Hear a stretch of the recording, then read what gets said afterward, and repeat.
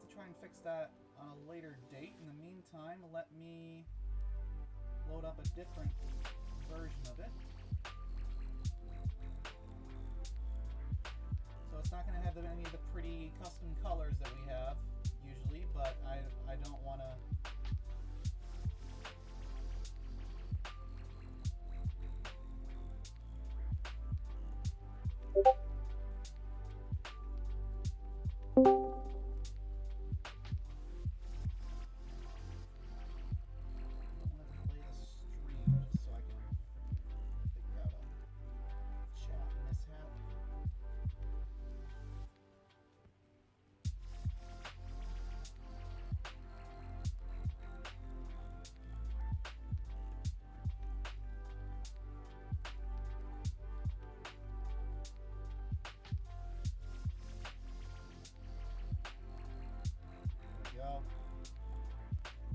Now at least you guys will chat will be visible.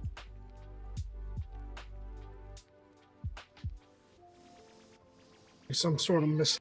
Yeah, for some reason the chat's not the one we usually do doesn't want to load. So right now I'm just adjusting. I'm just putting in the normal version for YouTube.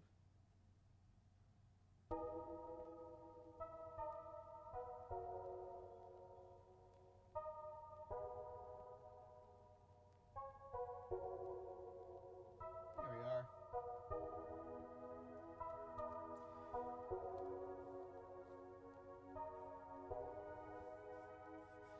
Now let's see, the other thing that's not loading.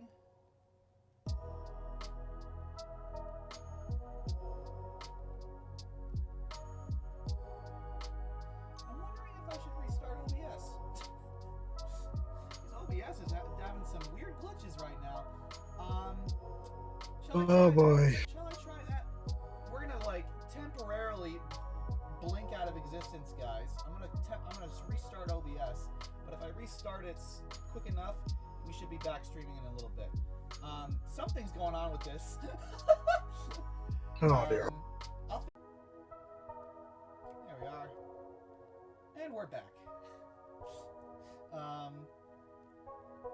Very temporary stream interruption there. It should not have made anything too weird. Let's see, did it fix the chat?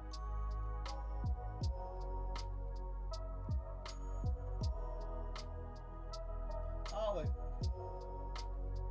apparently when you clone or copy and paste something, it clones it entirely. That's stupid. That's not what I meant when I hit copy and paste. Well, I guess I'll figure out that chat later, because damn it.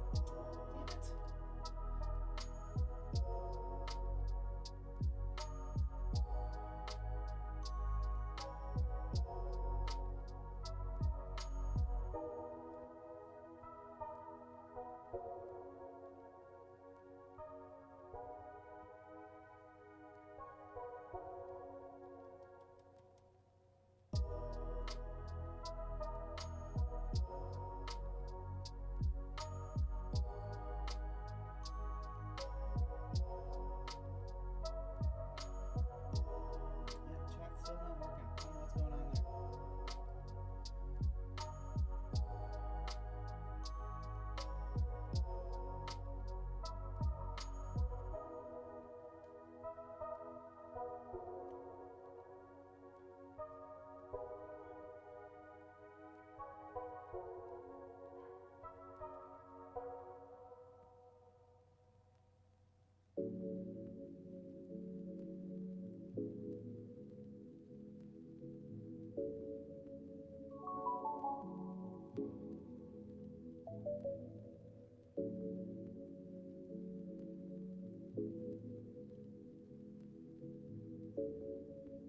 I'll just do that. No, see, I'll figure that out later, I guess. I don't know what's going on with that. Yeah. Alright, people, alright, so how are you all people today? How are you guys doing? Sorry again about the technical difficulties.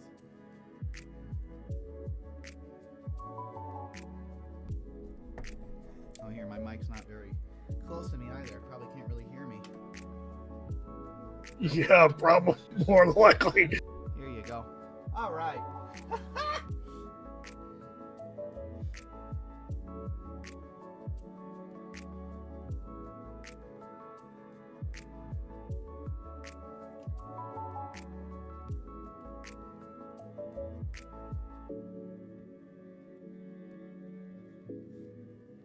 John Calder is back with the zombie grandparents.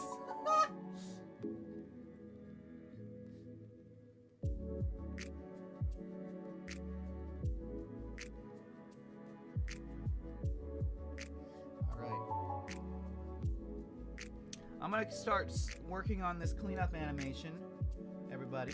But I'm going to keep an eye on chat. And on top of that, let us know. If we get more people, we'll do a round of Gartic Phone, because we haven't done that in a long time. But if we get more, if we get more people, if you guys want to see us drawing something like sketching, feel free to shout that out. Like, and we'll transition over. Or if you want to watch work on storyboards. But right now, I'm going to start with cleanup and then get into it.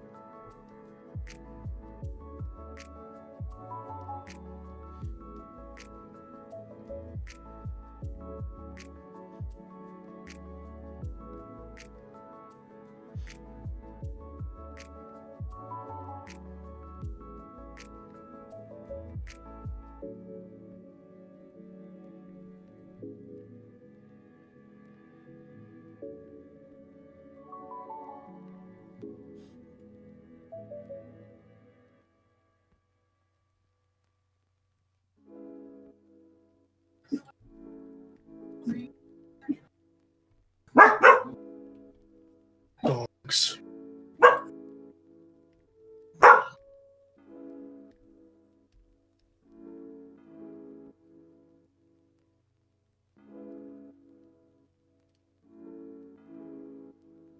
I'm considering switching from Flash to Toon Boom. If you can afford it, go for it. I cannot recommend Toon Boom Harmony enough. I feel like that's a very top tier animation program, and I've granted that Adobe Flash has been getting better and better. Now it's called Animate, but I don't know. I still feel like it doesn't. I have both, and I still feel like it doesn't hold a candle to what Harmony can do. No offense if you use Flash.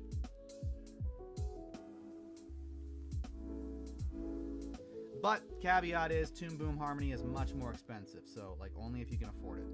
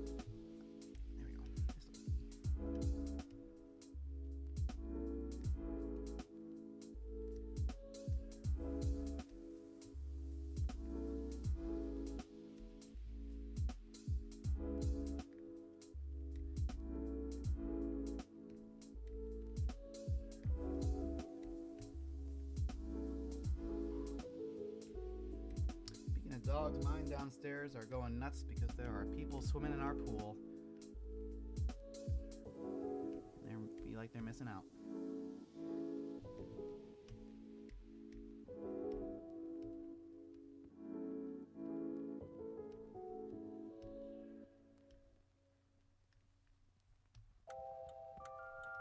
I don't like how that's offset.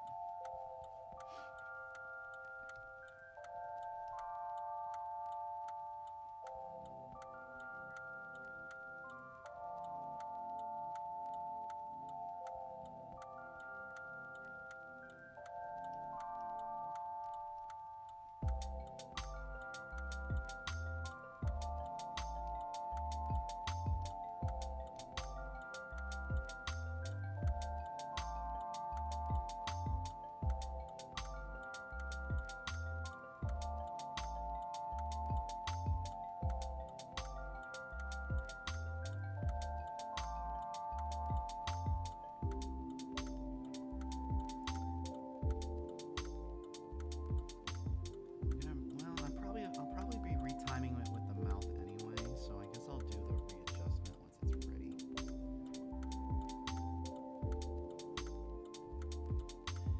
Ba-ba-da-da.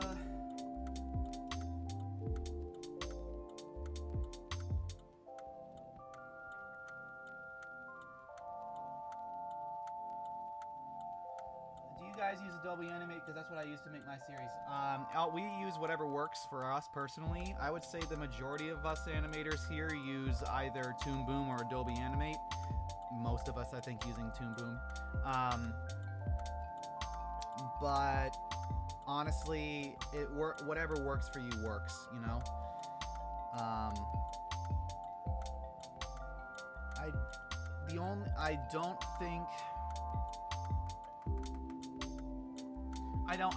I can't speak for them, but I can't speak for all of them, but I'm fairly certain there's not a lot of productions or like independent productions out there that stipulate you must use Toon Boom or you must use Animate, because usually how these independent productions go is that everyone is assigned different shots, and then they take those shots and they either rough animate, clean them up, color them, composite them, whatever.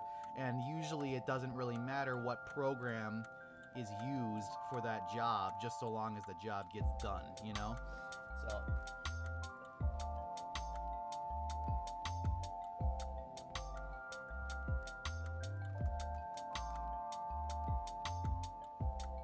Is Hercules technically an incel? I don't know.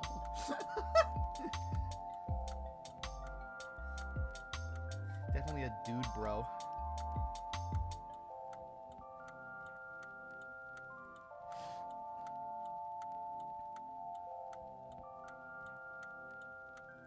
I think it's finally time for the mouth.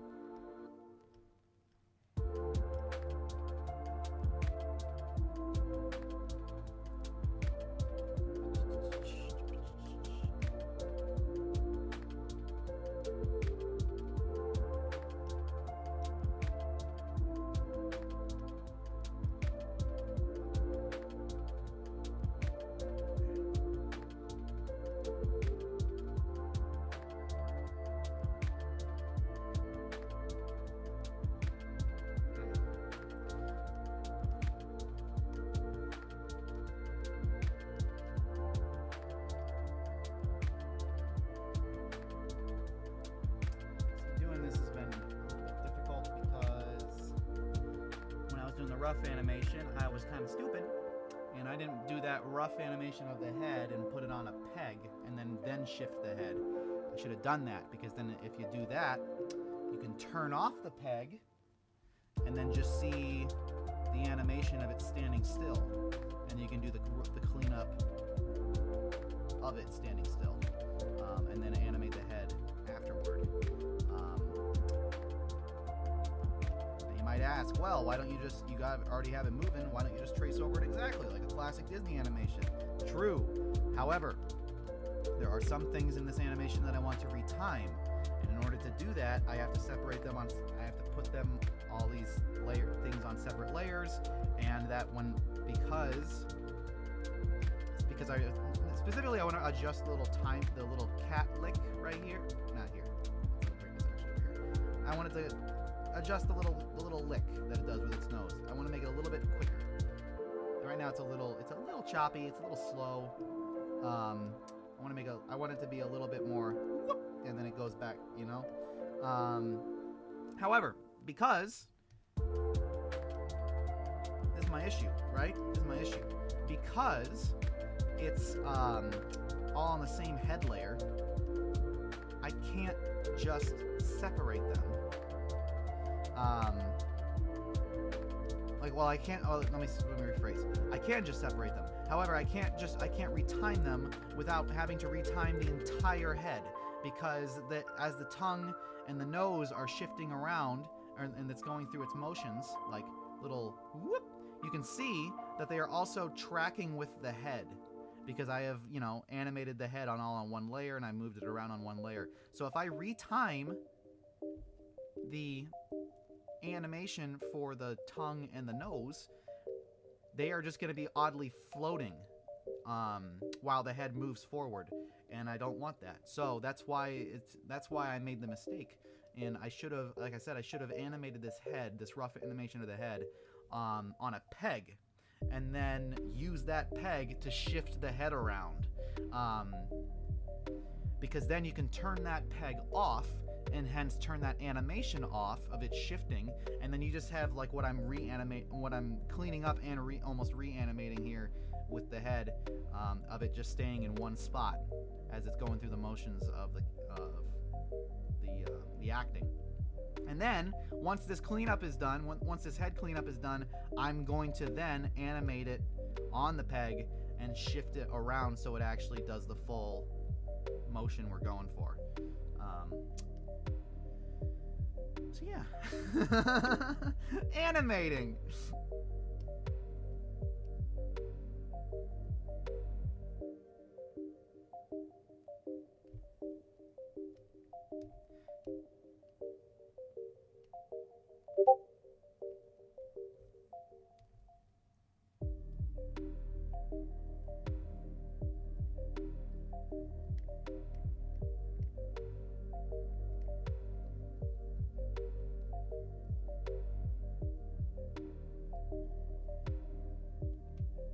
Glenn meeting his idols Swamp Thing and Man Thing. That sounds adorable.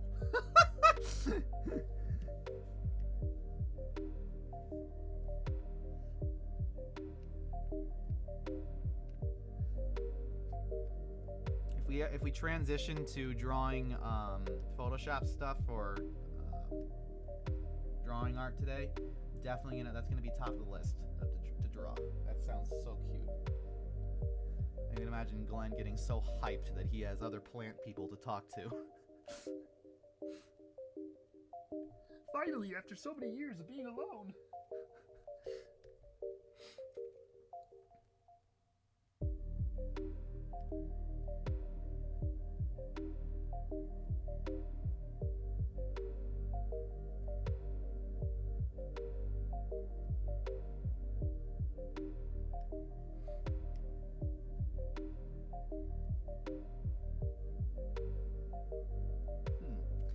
Actually, I wonder, did I draw this? I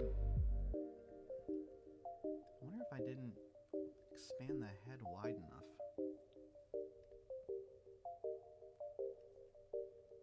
Because the bottom of the jaw is about right here.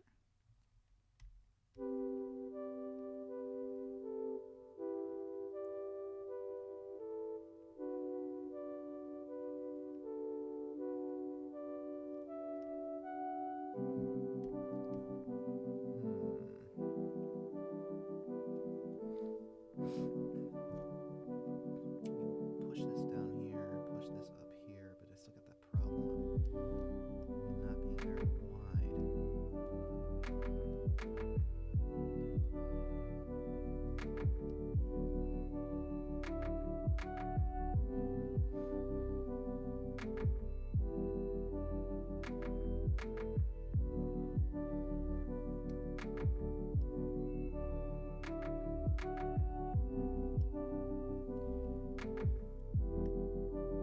Simple solution, I just... Where's the peak? That's the peak. Yes, it is.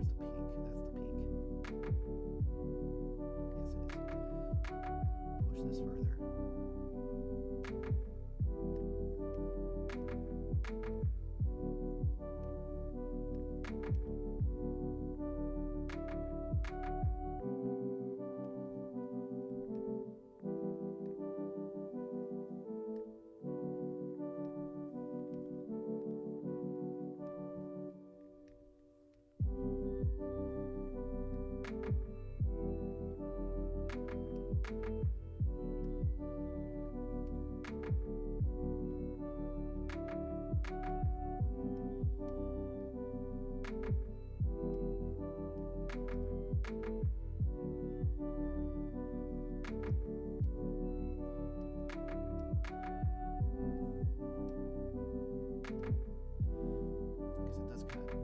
Too. I kind of want to push this mouth. Use it over here. And then have a little bit of a smoother transition to it with this. And also, how wide are you? 14, 14.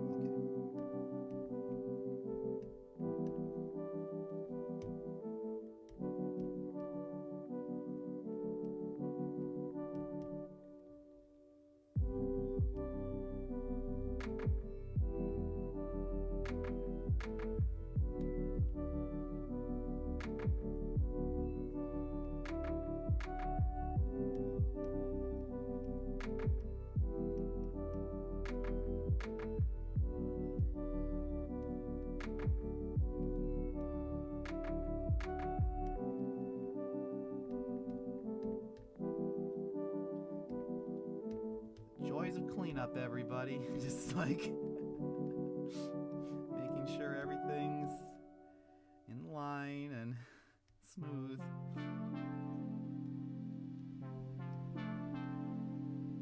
Now the rest of the cat's body is actually already done. It's the head's the final thing that I've been working on. I just have the other layers turned off right now, so they just look rough. But yeah, there's the tail, there's the body. And then you can see Jenny's hand right there, just blinking on and off.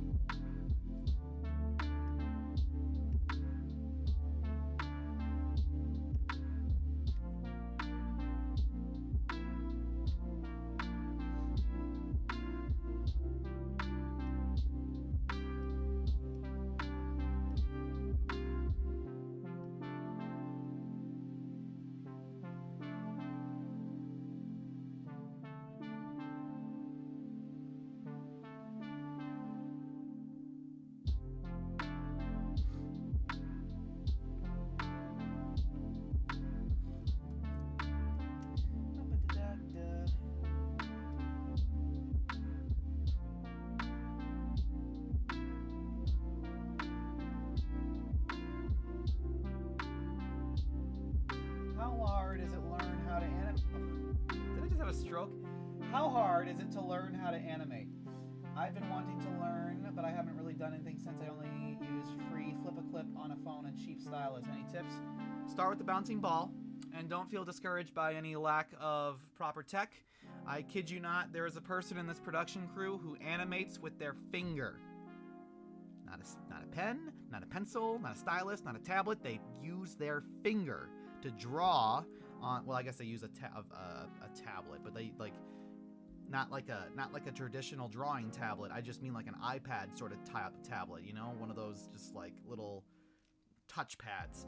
And they animate with their finger. And I kid you not, that blows me away that the amount of work or what they can accomplish with just that. So don't feel discouraged about tools.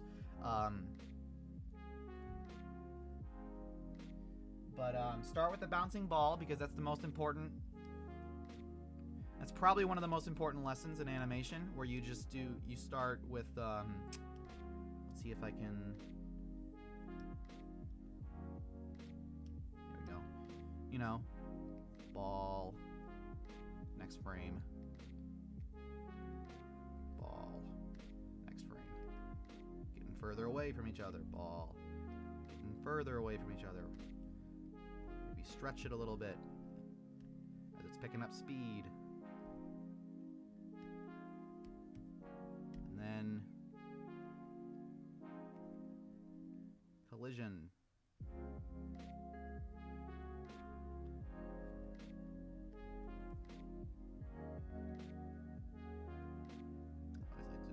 Smear frame. It's like it's being black. It's bouncing out of here. Whee.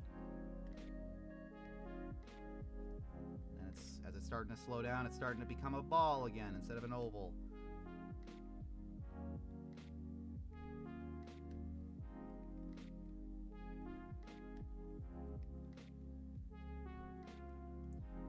You do that. Boing.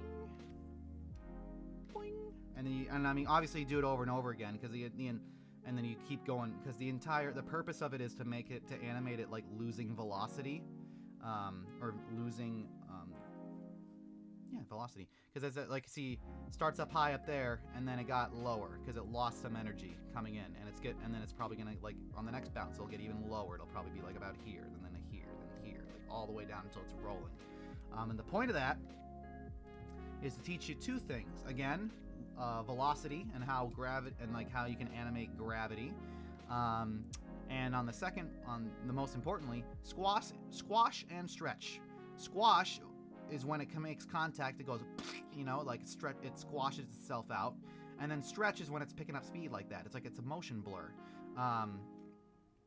And it also teaches you about timing, how when you want to slow something down with animation, you add more frames. When you want to speed things up, you stretch them or add a little bit of a quick little blurry kind of thing, and you make them go quicker. And it speeds that up. Boing. And then, but don't feel that's I'm stammering. Of course, that's the classic ball animation where it just goes boing, boing, boing, boing, boing all the way through. I've seen some people do a more creative one where it's not only doing that, but it's also getting closer and closer to the camera. So like you're also doing depth, which is probably wouldn't be the first thing you want to try animating, but maybe try it with the third or fourth thing you animate with the bouncing ball. Because the other thing you want to do, you want to do one where it's different weights. So let's see. While this ball is bouncing over here, I'm going to do a ball over here that's a lot heavier, right? And I'm going to make it bigger too. Big ball. Well, hold on. That's a little thick line. Big ball. Let's make it a bowling ball.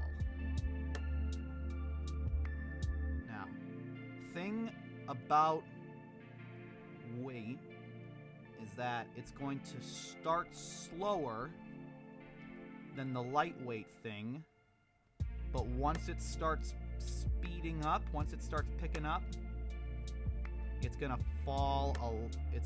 Actually, fun fact about physics, it's actually gonna fall at the exact same rate, but it's going to hit the ground a lot harder because it's heavier.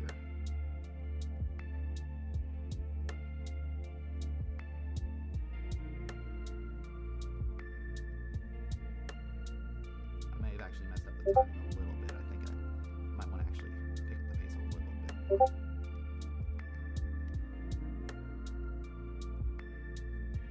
Let's do...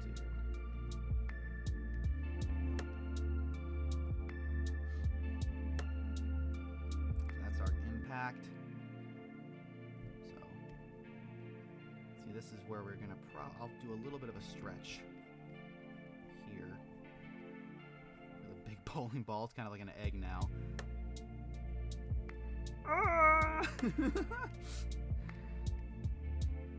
Stretch that out a little bit. Adjust, and then instead of it, this one bouncing, this is what I'm gonna do. I'm gonna go. It's gonna break into the ground. But we need an impact for that, so we're gonna do a little bit of a bam. So as that crack gets bigger, because the bowling ball has just lodged itself into the ground, all these little debris shrapnels are going to come up and go.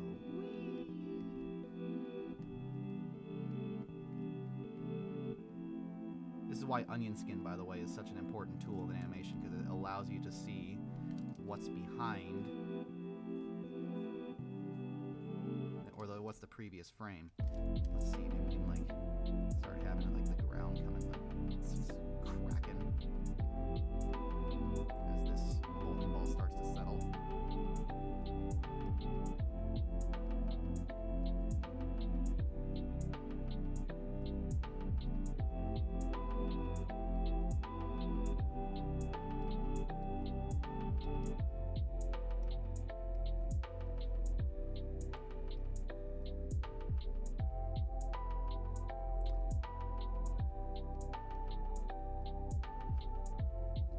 What I probably should be doing right now is some copying and pasting and making sure that these lines are actually like lining up with each other, but right now I'm just doing it really quick and sketchy, so like not too concerned.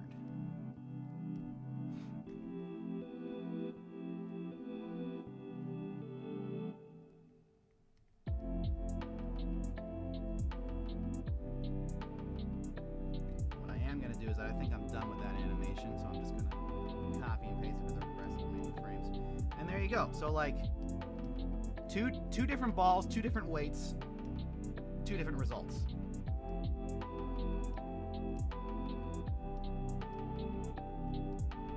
You know? And you just do that a bunch of times. Whether it be a bowling ball, a bouncy ball, just have fun with it. Because what you're gonna take from that lesson, that little squash and stretch, is that you actually can break down any animation into the exact same factors of a bouncing ball. Pretty much. I wouldn't say any, because the next step, because honestly, the next after the bouncing ball, the next most important animation is the flag and having that wave happen, like blowing in the wind, because you're animating a wave at that point.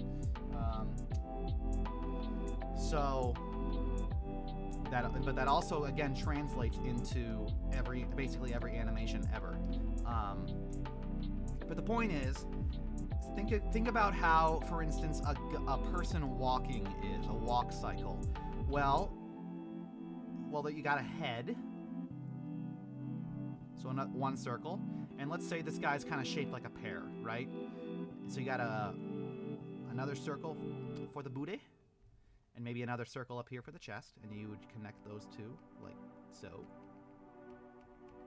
And then maybe he's got long spindly legs. Let's give him weird knees. And then shoes.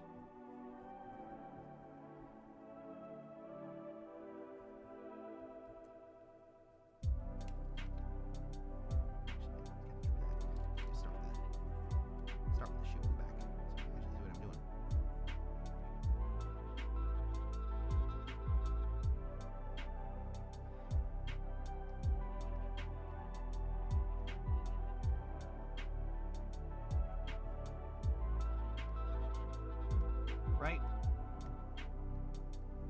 And so there's a bouncing ball, there's a bouncing ball, there's a bouncing ball.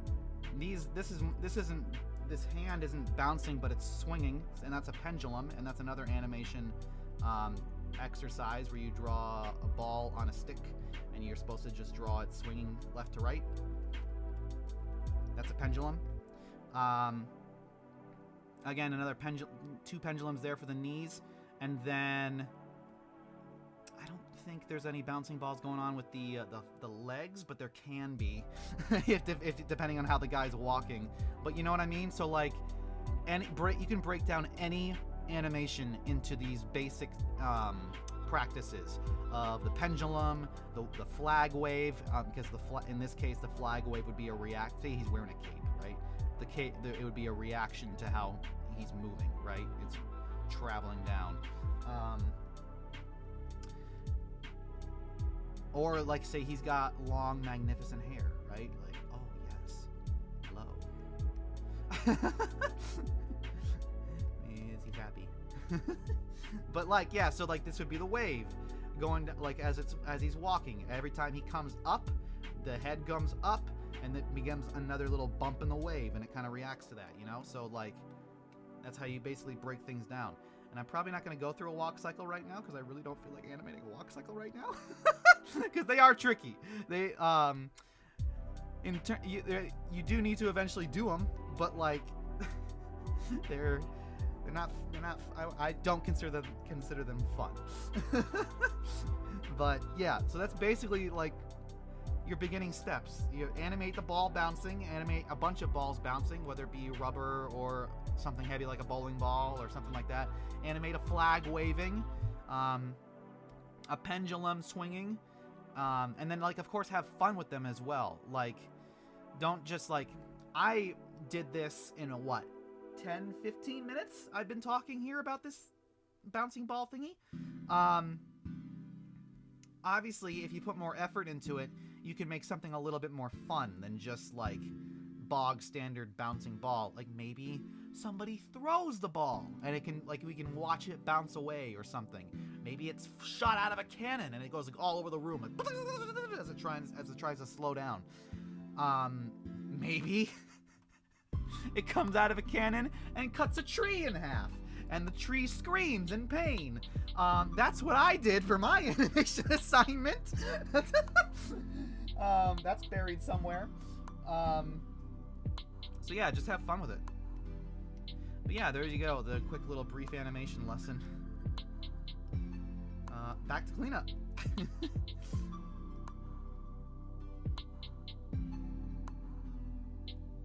that out of the way.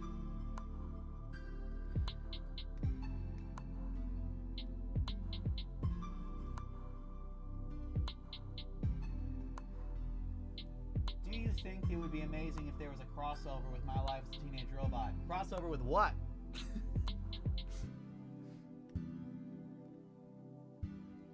If you say Danny Phantom, I swear to God.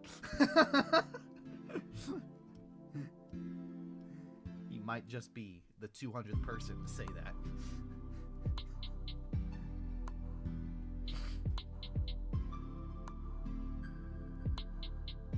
Can you explain a little bit of your cleanup process? What tools are you using in Toon Boom? Oh, man. Okay, so cleanup for me is a little, for me it's like, it's always dependent on like what the rough animation is like, on how I'm going to approach cleanup. This one, for instance, if I can turn all these layers off of the cleanup itself. Here's the rough animation, right?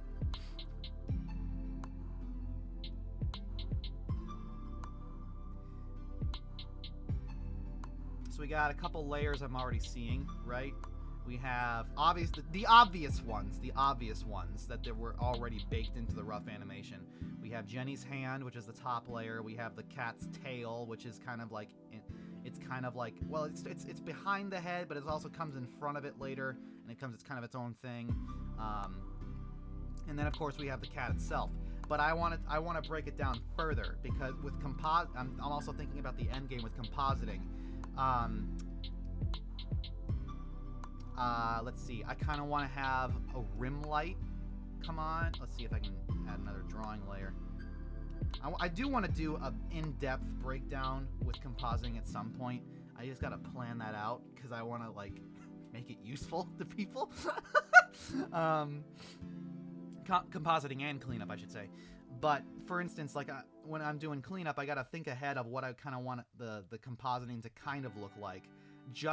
It's not necessary to do this, but it does, like, if you can plan ahead, it does help when you get to that stage. Because, for instance, I want a rim light, right? That kind of comes in and kind of hits the cat a little bit, right? Kind of comes in this direction. Well, one way to do that is to animate it straight up. Like, after you're done cleanup, add a mask layer or something and just go back and keep animating. However, another way to do it is in like something like After Effects or other compositing programs. There is such an effect as just an inner shadow or a rim light where you can just add things like that. These lights coming in. However, caveat, if you don't have these layers separated, it will just read your rim light like this. Like it's going all the way around the cat, right? It'll just come in like that. But as you saw in my previous drawing, I don't want it to do that. I want it to come in and kind of curve around the face. I want it to hit the ear, this ear, then hit the body. And then I also, at some point, I also kind of want it to come in here and hit the leg. This one I might need to animate, period. But these ones over here, if I can do this right and I can draw these on separate layers, I could probably add that rim light without fully animating it and just use After Effects to come in and do it for me. So it's a faster compositing process. But that requires putting everything on a separate layer. So and breaking up into chunks. So that requires going in and just not only seeing like I said, we broke down, we have the hand, that's obviously its own layer. We have the tail, which is obviously its own layer. But then I'm also looking, maybe we can break down this body, right? The entire body in its own layer. So I did that. So it's its own like little thing. And then of course what I'm working on now, we have the head in its own layer. Granted, this one I'm still like I'm working in tandem with the mouth, so it's not completely done yet. I still need to like add the inner lines right here that are going to be behind the eyes, and that like will actually allow me to color it in. But speaking of the eyes, different layer. Especially with the eyes, I always feel like it's important to have the eyes on a different layer because, especially with robots at least, and in this case a cat, you can add glowing effects to eyes, but you can only do that if the eyes are on a separate layer. So I always feel like it's an important thing to keep eyes on separate layers. But not on top of that, what also keeping things on separate layers is it allows you to go in and tweak something without changing the timing of everything else. Imagine if this entire cat animation was on a single layer, right? And then I noticed something wrong with the fur up here as it's parting and it's spiking up and whatnot. And I go, I kind of wish that fur happened a little bit faster. Or straight up, I wish the whole body kind of reacted faster, right? Than what it's doing right now. If I put everything on one layer, I'm screwed. Because if I can't separate that body, I can't retime that body without also retiming the head, the face, the nose, everything that I'm keeping on a separate layer right now. However, because it's on a separate layer, I can go in and I can go, hey, body, please use these little frames here. Just be a little bit faster, please. I'm going to undo all this because I actually do like the timing of the original, but I'm just using the demonstration. Woo! And now it's faster, you know? And I didn't affect the head timing at all. I didn't touch it. I only did the body. And again, I'm going to go and undo what I just did. Because I do like the timing of this. But that's why it's important to keep cleanup on separate layers. I know it looks messy right now, but that's only because none of the lines are colored in. And it just looks like all my bridging is going on. Once the line work actually starts to get colored in, then all these weird lines and discrepancies go away, and you look at the actual, and you find the actual cleanup animation that you were working on. But that's the other thing with cleanup. Always, always, always, if your program allows it. See, Toon Boom here has this handy little feature of these separate layers that are baked in to every single layer that you ever draw. Now, granted, I believe I have right now on advanced settings or something where I not only do I, because usually it only shows you the L and the C, which is lines in color. But I have advanced on right now, so I'd also get an overlay and an underlay. But what these are handy little features that every single layer comes with these 4 separate layers. And what I use them for is the L, and what they're designed for is the L is for line art. So this is where I draw the pencil and go nuts with whatever. I usually bump up smoothing. And of course your line weight is whatever you set it to, and then you have all these different little features down here. Well, say you want a tapering line, well, that's what this one's for. Say you want it to start thick but end thin, I believe it's down here somewhere. Yeah, tapered end thickness. See, now, I mean, granted, I should probably so you can actually see it, but it automatically, right, it's like it starts off big and thick and it ends with a little taper. That's all that's for. But point is, and you can of course increase smoothing, and the meter here is whenever a line connects, it gets sharper. That's fun fact, by the way. That's what Teenage Robot does. Teenage Robot has the meter on, and has everything sharp. Does not do round like this. It goes sharp. And they also got bevel, but I have honestly never seen anyone use bevel because it's just the sharp thing with the tip cut off. I don't know why you would do that, but whatever. Point is, once you've had your line that looks hunky-dory and you like how it came out, let's just draw a weird circle thing. You can you can highlight that line, and actually, let me demonstrate, because obviously, well, here, actually, no, I'll get to that later. You can highlight that line, and there's a little tool here, right here, called the Create Color Art from Line Art. And what it does, you click on that, boop, and yeah, you go to your color layer, and boom, it has baked your line into the color layer, and boom, color it. And why you want to keep your line art separate from your color art? Very similar issue. Why I like to keep my body separated from the head on this cat is that, say you're animating a bunch and you're starting to color everything in. Once you're all done with line art, once you're all happy with how it looks, you start coloring things in, and it's happened before, it'll happen again. Once you colored things in, it's a little bit different than how it looked with line art, and you go, this little feature here actually looked fine when it was in line art form, but now that it's colored in, I can see it doesn't mesh well with the rest of the animation. I kind of want to tweak it just a little bit. It's one little frame. But if I colored it in the old-fashioned way, where I just put the color layer on the exact same line layer, and I can't go in anymore and just tweak the line art without completely screwing up the color. Now maybe you want that. Maybe that's a bonus to you, but like for me, it's very difficult. It's not actually what I want. I like it so I can go in and not only have my line art, but have my color art separate, and have it be like, woohoo, I can maybe make it the line art just a little bit thinner, and then just if I want to go in and adjust the color art because of that, I can have the option to go do that. It allows me more freedom. And but then you say, hey Nathan, but like you do miss that feature of the line art moving with the color. Why don't you want that? Well, let me tell you, there's this handy little tool right here. Apply line and color art. Select that. Watch this. Woohoo! Separate lines, separate color layers, and you can still do that. Meanwhile, if you only colored on the line art layer, you're doomed to do that until you separate them. Meanwhile, me over here on the line and color art, I can just turn it on and off. Woohoo! Now they're separate. Woohoo! Now they're together. That's the benefit.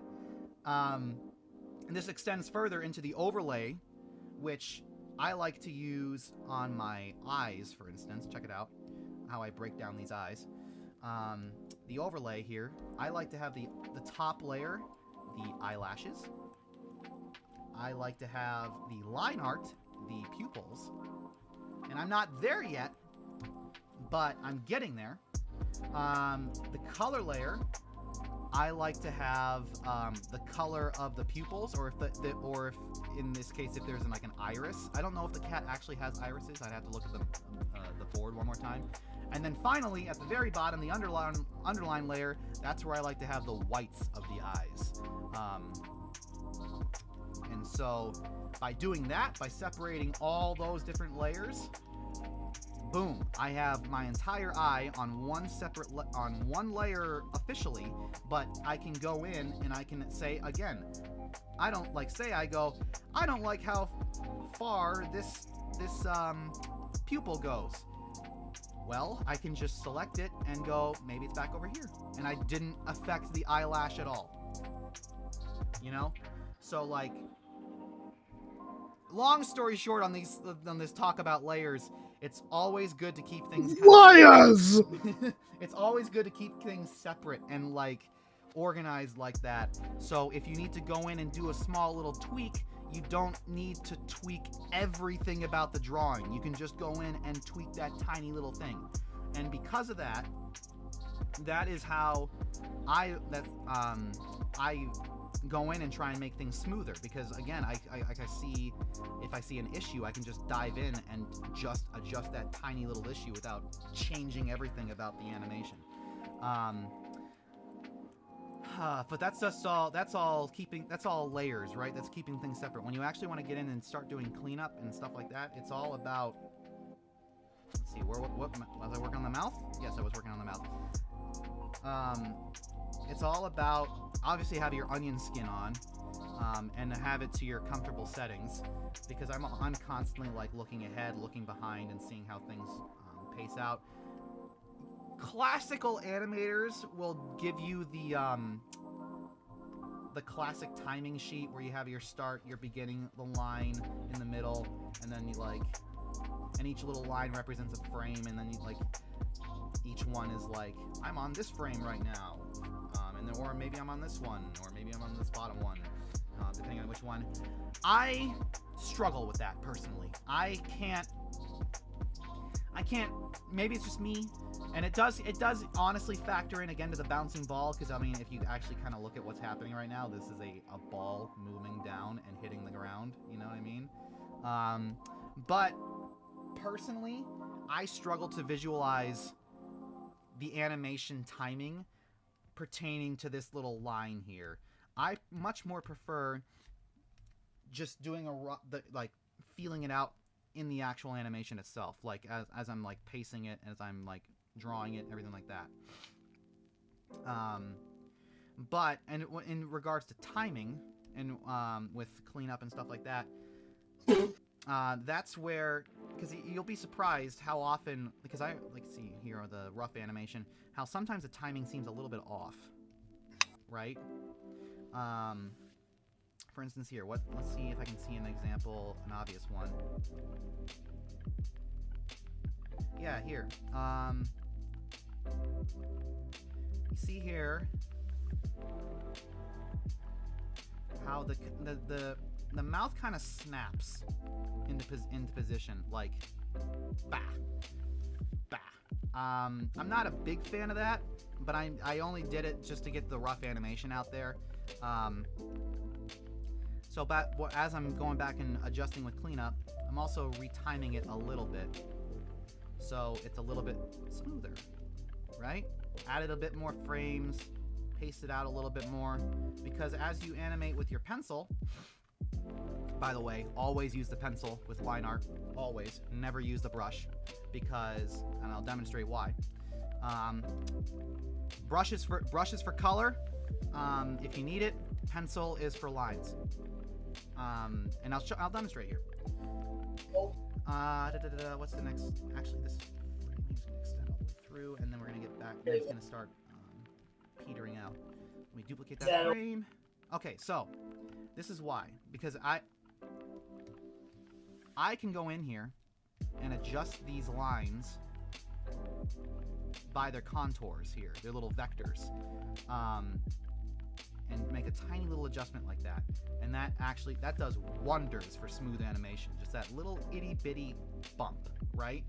Because timing wise, just before a big action, you kind of always want a little bit of a start, right? For instance, when this cat is about to go blah, right? You can see in the nose, there's a little, I mean, granted the mouth, I should probably add a beginning mouth right here, honestly. Actually, that's I should probably add a little bit of a peak, because that'll lead in, but more so, take a look at the nose. The nose shifts ever so slightly when we go, boop, just a tiny little bit. And that, because that's gearing up that's preparation for the big leap when it shifts all the way up. You know? And then even more apparent, I think, it's hard to demonstrate this with this specific animation because it's also slow, and it's easier to demonstrate with something snappy. But I guess here's another example of the nose kind of like anticipation, where it's you have to visualize the tongue. This is a work in progress. This is why I want to like do a more in-depth and cleanup demonstration later. But the point is, why you always want to use the pencil is because you can adjust those little those little vector lines however you want after you draw them. With a brush tool, you go in and you can adjust them, but like it's a lot harder because this is the exterior of the line instead of the interior that you're really adjusting. Because there is no technically interior; it's a fill. Meanwhile, the pencil tool, it's a vectorized line, so you can actually play around with this and adjust it of how you want, and play with it. And say you want to go, but hey, I want to go in and adjust it. Sorry. You want say like, hey, I want to go in and actually adjust the exterior of the line tool. Well, there's something called the pencil editor. You can go in and go woohoo, woohoo, and it basically turns your vector pencil line vector into a brush. Is similar to a brush, not exact, but like, because it's still a pencil line. So even though I've adjusted all that stuff to the exterior of the line, I can still go in and go woohoo, adjust it this way. And that's why it's always important to do pencil tool versus brush tool when you're cleaning up. But yeah, and then like after, if you keep that long rant in mind, not rant, but like, yeah, you just go in and get with the groove and start cleaning up. I also, this is another trick I like to do with, I've already done it before, but I like to duplicate. Sometimes when I'm doing a very tiny adjustment, I just like to duplicate the frame and just shift all those little points one direction. Because I feel like that's more efficient than trying to redraw the perfect line again. When you can just go in and adjust them like that, and it does the exact same thing than what you were going for. Say if I, like on this last line, say I want to go in and do the hard effort of redrawing it, right? See, this is what you run into when you try to draw the perfect line. Mistakes. Now this of course is just keeping your wrist smooth and straight and trying to even then, like I like no, that's too far. A lot of undos and stuff. See, like this is what I'm talking about. You can just go in, but meanwhile I can just go in, copy and paste, duplicate the frame so it doesn't, like, adjust it without adjusting things in the back here, and then just grab those little vectors and boom, that's what I was going for.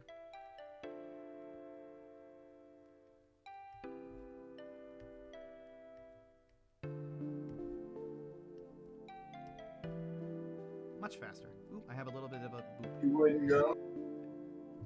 There's a little boop right there that I missed. Zoom in.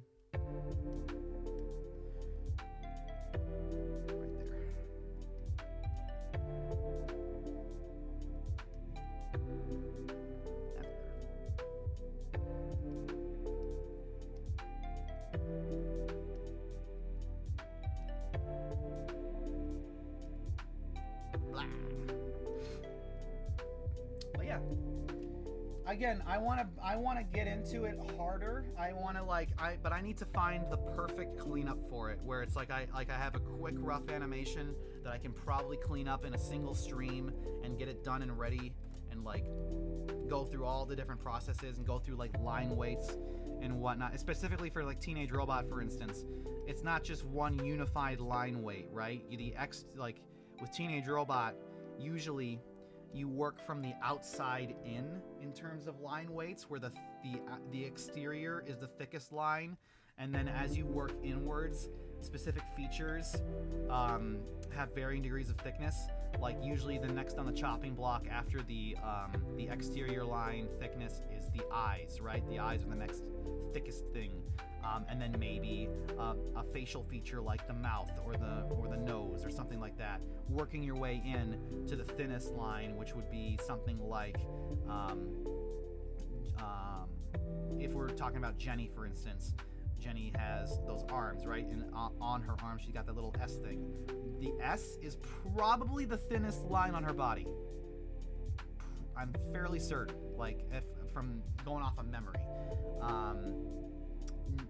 After that, it's probably the I guess the mouth kind of counts after that, where it's good because she's kind of got that tapering line going on. But then you got the bolts in her hair and the belly bolt. That's probably next. And then you have her eyes, probably be the next thickest thing. And then of course you have the exterior line, which is the next thickest thing. And then personally, this is just a me thing. I always like to make the headline just a little bit thicker, teeny weeny bit thicker than the body line. Just a tad. Not so it's like immediately visible, but just so you can like, your brain subconsciously notices it's a tiny bit thicker. And that, because it usually draws your attention directly to the head, subconsciously. But yeah, so like, and that's just simply going in and playing with line weights, honestly. Where, for instance, where are you? Actually, I think that's the eyes are a custom line weight. Let me try the body. Yeah, there we go. See? It's all one unified line weight, so I can just go in and go whoop, whoop, whoop. It's really thick. Now it's really thin. Now it's so thick you can't see anything. Yada yada. It's just going in and playing with that, really. Please go to my grid. There we go. And then, yeah, if you want to have something tapering off like that, that's just going in and editing with the pencil tool, right? And that's what I did with these eyes. This is a custom. This isn't really a preset with the lines over here. I kind of just made everything one unified thickness as I was drawing it, and then I went in with the pencil tool and I just manually oops, I'm not on the eye layer. I just manually went in and made these eyelashes by adjusting the thickness of the lines at the tips, which is an option you can do. And again, it's not really something you can do if you do the brush tool, because while you might be adjusting the exterior of that, you'd not have that inner line that keeps everything smooth and straight for you. So yeah. But yeah, that's basically the basics of cleanup. Oh, and then I guess final thing. Forgot this one thing that I wanted to mention. Say, for instance, you spent all this time cleaning up. Actually, where did I put this layer of this stupid thing? This is getting annoying. Where are you? What layer did I put you on? The body? Yes, the body. You're there. Get out of here, you ugly thing. Anyway, say you spent all this time cleaning up and you go, oh no, I've been animating with a black line this entire time when I should have been animating with a charcoal gray, you know? Like, all these frames, what am I ever gonna do? Toon Boom's got this handy little thing called Apply to All Frames. You just, on any specific layer, you can select everything. Boom. That's everything. Now, granted, be forewarned, this is a dangerous tool, okay? This is a dangerous tool. because this is applying to every single line you've ever drawn in this timeline. Very useful if you want to recolor, because, like I said, maybe I got the wrong color. Boop. They're all changed. Look at that. But it's dangerous, very dangerous, because again, if you forget that you have that selected, if you forget that you got that thing selected and you go, I forgot to add this tiny little thing. Just a demonstration. Let's pretend briefly that for this random frame right here, that disappeared and it goes, whoop, you know? Whoop. Like you can see it blink out of existence in that one little moment. I go, that's a simple mistake. I say as I select it, my my infinite tool still on, copy, go to the layer that it's missing, paste. Now, what happened? It pasted on every single layer. And that's why it's a dangerous tool, because sometimes you want that. Sometimes you want, oh, I just forgot this on every single layer. Let me just paste it across all layers. Most of the time, I guarantee you, you don't. You don't want that. So just be mindful of that tool. It's useful if you forget something and be like, oh, this is the wrong color. Oh, this thing needs to be adjusted across all layers. Yada, yada, yada. But it's dangerous if you keep it on. And there's also an alternate tool that is applied to only the onion skin range, and it's like adjusted where it's like, I only want these frames selected, please, and it only selects those frames, which is also a useful tool. What was another thing? Oh, and then of course, this is harking all the way back to keeping things on separate layers. You go, but Nathan, I kind of want to suddenly adjust this entire cat body. But now I'm doomed because I have to go back and adjust every single layer. Well, let me tell you, there's two different ways to alleviate this. One is to hold down your trusty little, well, if you're on a Windows, I think it's Control. If you're on a Mac like me, it's Command. Hold down Command, boop, boop. Select 3 different layers there. Oops, should probably do that one. I should probably also go to a layer that actually involves all 3 animations here, instead of just, there we go. Bam, multi-select. I don't have the body selected right now, but you know what I mean? So like that's one way to doing it. Another way of doing it, again, this is a little bit more dangerous. Apply to all visible drawing layers. It's another tool. Select that. All visible layers right now. Bam, selected. Whoop-a-doo. All still separate layers. But yeah, again, still a dangerous tool because the exact same thing will happen if you copy and paste something. Let's see, oh no, I forgot this random leg thing, and it should be, actually, hold on, let me just demonstrate this one. I forgot this random leg thing, it should be over here, right? Copy, apply to all visible layers, paste. Oh, actually, I was wrong with that one. Never mind. It's smart enough to know that it's not going to paste it to all different layers. Okay, my bad. It still happens with the apply to all frames thing, but it doesn't happen with apply to visible drawing layers. My bad. I thought it did, but still a dangerous tool in the sense that it does select every single layer that is visible. So like, just be careful, because you could end up adjusting something on a different layer that you did not intend to, making your separate layers fruitless. But yeah, I am personally. What new version of Harmony am I using? I'm using Premium, because I bought it when I was still a student at college, and it gives you a discount. But I don't recommend that if you can't afford it, because it was stupid expensive, and there are things that I still don't own today because I bought different programs over the permanent license, namely of which a car. I don't own a car. So, oh god, really? Investments. But yes, Toon Boom Harmony Premium is expensive, so like, just be forewarned. But yeah, I personally use Premium because what? There's the biggest. I believe essentials. You can still do the majority of what I was talking about, separate layers and all that line and editing and stuff. What premium kind of opens you up to is the node editor, which is that's a whole other topic. The node editor is mainly what you want to get into with compositing. And here I can actually let me save this project and open up a here actually let me save it with the head still on so I can actually get a bearing when I come back to this. Turn off the tail and body.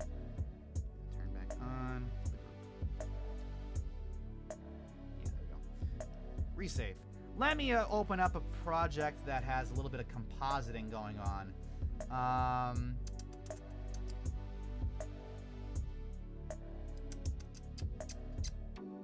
think this is it. That load for everybody? Let me see. Yes, it did. Okay. Is this the compositing? No, this is the sketch. This is my sketch. Damn it. This is not the layer I wanted. This one? Yes, this one. All right. This has a bunch of compositing. A lot of compositing. That's what the node tool is for. it's for compositing. Mainly. And so, like, for instance, oh man, how do I break this down? Here's like drawing one, for instance. It's a basic color correction. If I go to the render view, it's a basic tiny little color correction. If I turn it off, you can see that tiny little hue difference that happened. It's a color correction thing. That's here in the node editor somewhere. Here, drawing one. That's where the base color is. Let me see. Check it out. If I turn off the blending, which is what the node is, turn off blending. Oh, it didn't. The opacity is already kind of down. Turn off blending. Turn up the opacity. That's what the original like colors look like. So I turn down the opacity because I didn't want them that intense, and I turned on blending, and the blending is overlay, and so that gives it a little bit of a color adjustment across the entire image, and that's just a little gradient there. But then, of course, we break it down even further into different elements, right? We have. This is shot one vexus. Yes. There's different elements in this, for instance. Here is her shadow on one of her elements. I believe this is the shadow of her arm. And let me actually find the. Yeah, it is. So if you see here, that little triangle at the very bottom there, if I turn it off, it blinks out of existence because it's on a separate layer. Because I'm insane like that. But it's actually important to keep shadows on separate layers because it affects the blending of how you actually want them to. Say I want the opacity to jump up. Boom, heavy shadow. Here, actually, let me demonstrate on the body because yeah, here we go, the torso shadow because it's easier to see. Opacity, 60%? No, 100%. Boom, heavier shadow. Say I want the blending to be, instead of multiply, how about hard light? Well, that's not really a shadow, is it? Nope, still not a shadow. But yeah, that's probably a good reason why it's multiply, because it actually. Whoa, not erase looks like a. Not erase. I want multiply. There you go.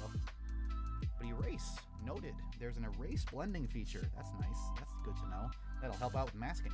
Anyway, but yeah, that's what the node editor is for, because that's when you go in and you organize all your nodes for this. Let me find the shot one vexus. That's it.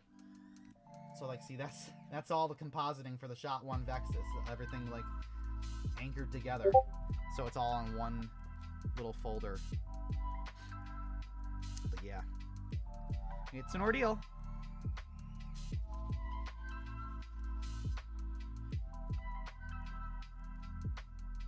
But yeah, my point is, Harmony Premium, I'm fairly certain, is the only one that has the node tool. So if you want to do compositing in Harmony, you're kind of required to get Premium. If you're cool with exporting to like Adobe After Effects or something like that, a different compositing tool, you could probably get away with one of the other. I know Essentials and I know Premium. I thought there was a middle ground. Advanced is Advanced. the middle ground. Advanced, thank you. Yes. Let me see here. I want to be sure that I'm saying the right thing. Like I'm fairly certain that that Harmony, like, the node tool is only available in premium, but I'm honestly looking up the differences here.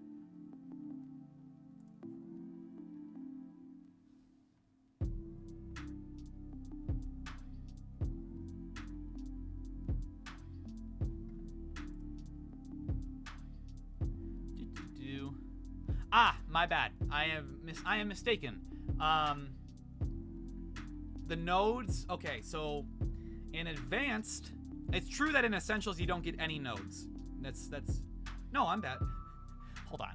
They have some hidden information here. My bad. Okay, let me break it down. I was incorrect. You do get nodes in essentials and advanced. My bad. I think there was a time to where it wasn't, which is why it was in my brain. But now you do. In essentials, you get 7 different effects and node tools, which is like, I guess what means like this is an effect layer, the blending, that's 1, and I would have to go find another. That's 2 right there. That's 3. There's another. In essentials, you get 7. You have 7 different options for it. In advanced, you get 12, and in 12 different layers, and then in premium, you get infinite, all of them. And then, of course, you have all these different other features that I'm looking at now. But yeah, obviously, only go with the one that you can afford. Don't. And of course, if you're a student or you have a student email that's still active, use it because you get the discount pricing. But yeah.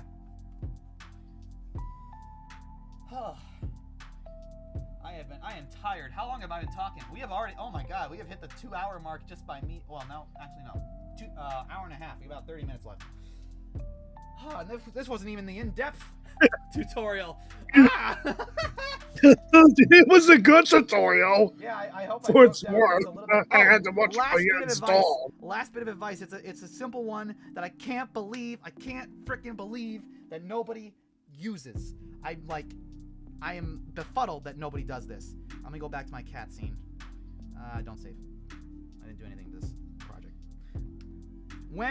Granted, Jenny's not here, but whenever you have a character that has a perfect circle for a head, why on God's earth would you go in and try to draw the perfect circle every time?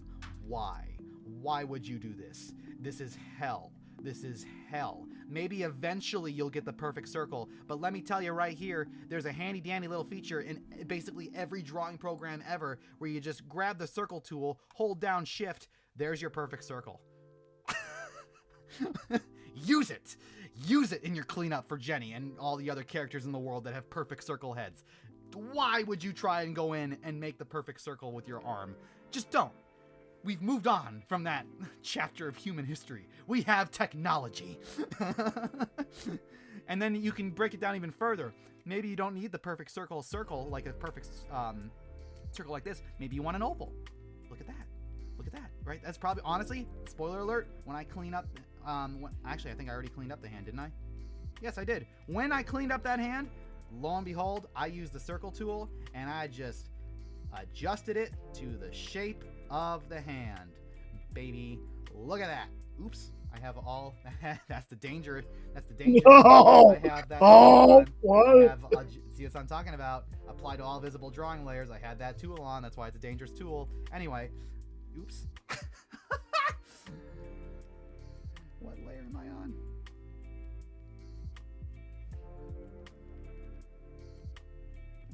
Yeah, there you are. Found it again. Anyway, so that's what I did. I just went in and I adjusted it and made it the perfect oval that I needed, and then I boosted the line thickness to what I wanted. Done. I didn't spend 15 minutes trying to draw the perfect oval and just like fail every time. I just use the circle tool. Use it. Use it. I don't know why people, almost everyone that I've run into in my animation peers are like, oh, I'll just keep drawing the same circle over and over and over again, not getting it perfect every time. Just use the circle tool. Use it. It's right there.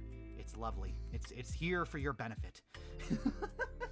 If you don't have a drawing program, or if you want to work traditionally, That's I what, think a stencil probably that's, would that's work. when you use the stencil when you in real The life. stencil, my god. But here in the drawing world or the digital world, we have technology and we have and more advanced tools than just grabbing a stencil and finding the perfect size and tracing it. We can it's advanced. But yeah, I guess that's my last bit of cleanup advice for the day. Is use the helpful tools that are present. Don't just pigeonhole yourself into one way of cleaning things up or one way of drawing something. There are multiple ways to do it. Use the method that is the most efficient and that is the easiest for you to do. Because if you are sitting here for hours on end drawing all these different little lines, because let me tell you, cleanup is not more difficult than rough animation, but more tedious. Because rough animation has the benefit, because it's so scratchy, because it's so sketchy, your brain accepts mistakes better than when it's looking at cleanup animation. And so you're going to be sitting here for hours on end cleaning up the exact same lines, making sure they're perfect, making sure they're smooth, maybe adjusting timing, adding frames, subtracting frames, whatever. It's for your benefit to use the most efficient, easiest method of doing this, because otherwise you're gonna go insane. You're gonna hate it. You can't hate it. You gotta find a zen mode, right? You gotta put on your favorite music. You gotta put on maybe a movie in the background if you don't want to listen to music, something to kind of just put your brain in a zen mode as you go in and start cleaning up all this animation. Otherwise, like I said, you're just gonna drive yourself nuts. It's not, I wouldn't call cleanup animation fun. It can be soothing, it can be meditative, where you just kind of like going with the flow, but I would not describe it as fun. But yeah. Is the website still being maintained? I sent an email requesting info, applying to help with the project, never received a response. It has not been updated in a very long time, I admit. It probably does need to be updated. But feel free, Starblazer TV, if you're on Discord, to just DM me your question, because yeah, the email system on the website is honestly not the best. You're easier to just like instant message me on Discord or something. Your question. Or hey, if you got it now, what's your question about applying? While we wait for that question, Mr. E. Filman, second channel, is Activation Day going to be a flashback? Yes, the whole thing is a prequel. Activation Day, at least. With purpose. It's not, there's a reason why we're going back in time and seeing Jenny's first activation. But yes. Crimes, look at this dork. Hey, you. Seb says, who is on the crew, can't be here, so here's a new bird that arrives to compensate. Do we want to look at the bird? Everybody? I don't know. Can we? Let me look I already looking at it. Let's look at the bird. Let me get a picture of this bird.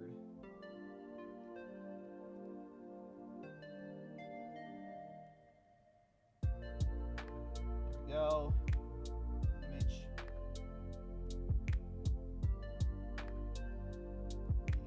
One more quick peek at Roblox, Jenny there. Bird. There you are. There's the bird. Look at Seb's pretty bird that he got in today. He had his pet shop. Look at that little birdie. Isn't that cute? Cute bird. Alright, questions.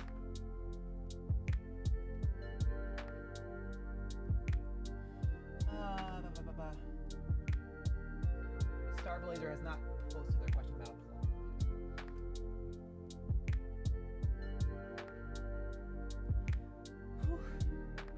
my breath is worn out after talking about cleanup for that long. Oh my goodness. Maybe next time we should probably stop the next you. One, no, the next one, oh man, the next one's gonna be. If you thought that was in depth, the next one's gonna be even more in depth, because I'm gonna straight up like like I said, I need to find the perfect rough animation that's going to be easy to clean up on stream, that I can just almost start to finish, clean it up. This is not that because there's a lot of elements going on. I need something simple so I can just like demonstrate.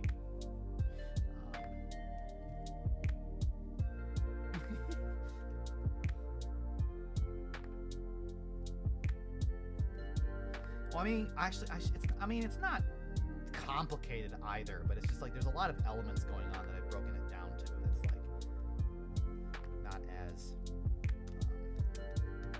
simple as I kind of want it to be when I'm breaking it down for everybody to see. Where did it go? Oh, that's right. There's just one different frame.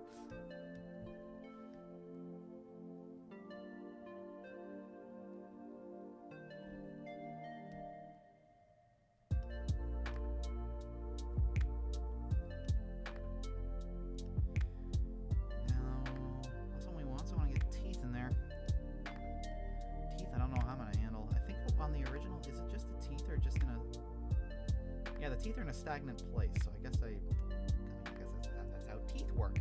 So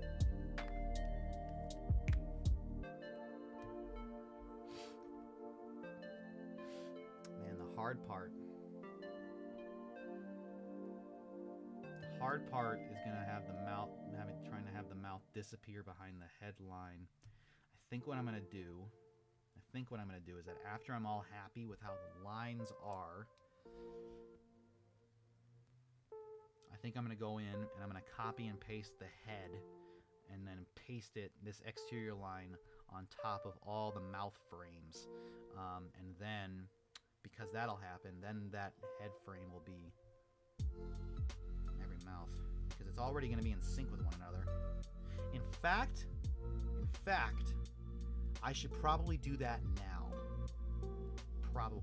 Is there any lines that's going to be... No, I don't think so. Yeah, I'm gonna do that now. Duplicate this head.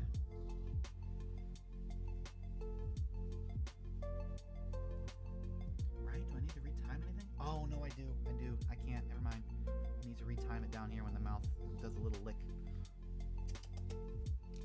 Okay, here we go. Thanks, I was just interested in the qualifications for 3D animators since I'm familiar with using Blender. The examples and guidelines on the website are broken, so I can't download them. Oh, it's basically just proving that you can cell shade with your 3D animation, because that's what we would do with the Teenage Robot 3D, any 3D animation art. It's just cell shading. Can you animate something in the style of the show 3D that's cell shaded? Simple, done. And I hope there's a little spaceship. No, I guess because when the Webflow went dark, I guess the files got deleted. But yeah, it's just a little demo reel of what you can do with your 3D animation skills, and make sure it's what do you call it? Cell shaded.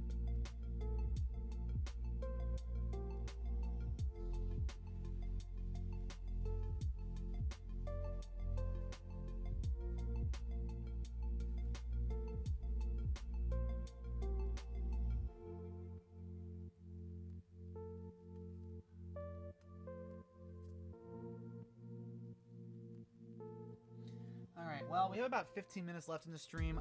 The idea of Glenn meeting Swamp Thing and what was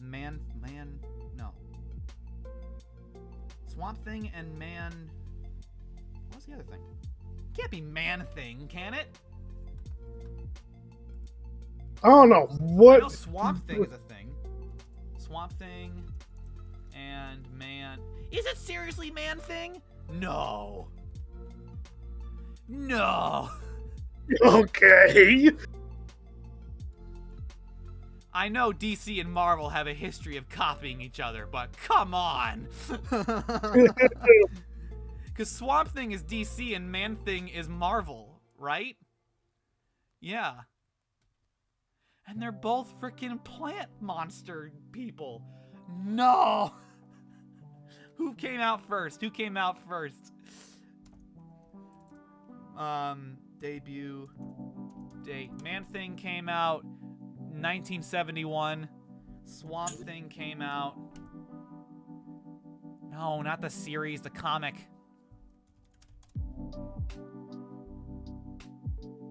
They came out the same year, 1971? You're kidding. You're kidding.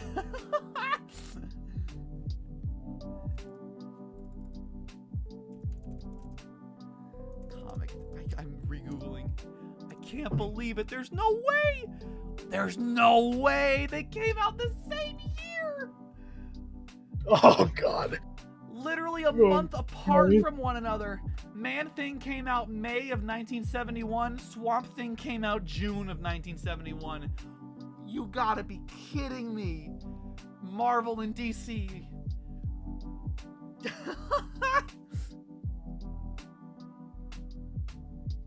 If you have other questions that you might DM you, yeah, you can DM me. Yeah, you can DM the application too. That works.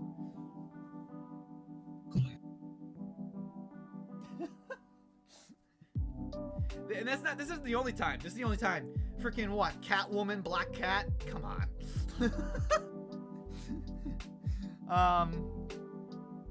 There's other examples that are not like I'm not immediately thinking of right now, but there are multiple examples of DC and Marvel copying each other. The Lizard, Man-Bat. I mean, granted, it's a bat versus a lizard, but it's Dr. Connors turns himself into a lizard because he's working on a formula to cure his limbs. Kurt Langstrom is working on a formula to cure deafness, and he's not deaf, but like he knows people are deaf. He's working on a cure for deafness using bats, and he turns himself into Man-Bat.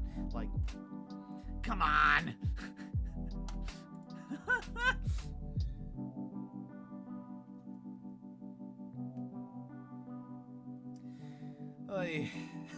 All right, anyway, loading up Krita so we can draw Glenn meeting Swamp Thing and Man-Thing.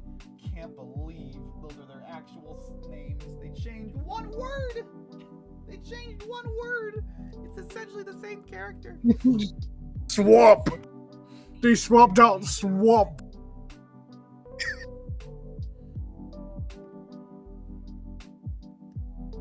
Swamp Thing, basically, is what it's basically it's about. If we want to be fair, Man-Thing came first apparently. So it came out by 1 month earlier, May versus June.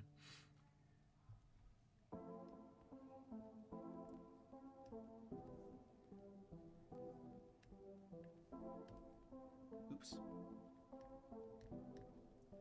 And to everybody, I am so sorry I was quiet. That's fine. You had your dogs. They were my aunt's dogs that we had to take care of.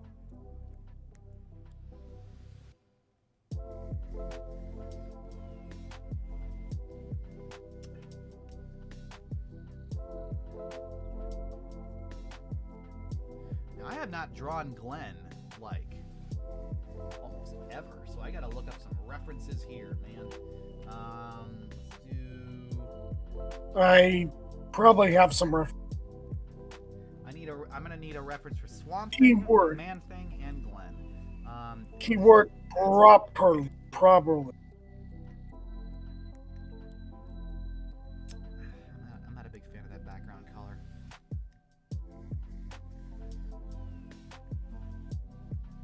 I want to put him in a swamp,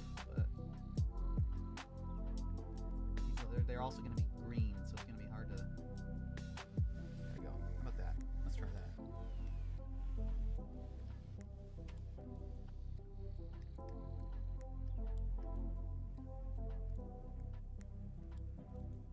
Here, have some references of a Glenn.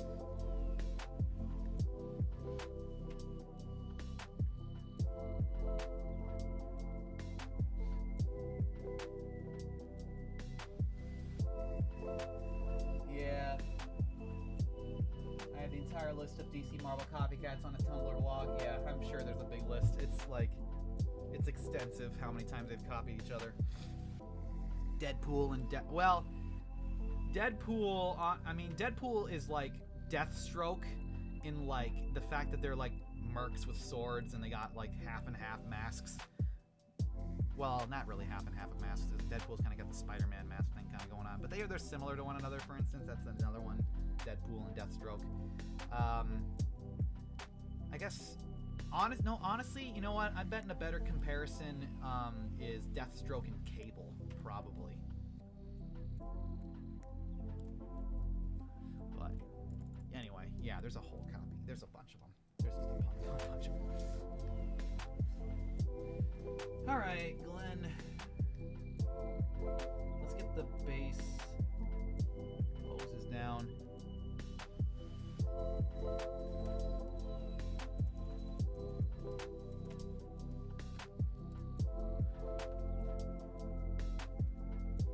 All these half and half bodies, damn it. Full body. There you go. There's a full body. So you kind of got like a flat head with a pea body shape. So yeah, let's have him like.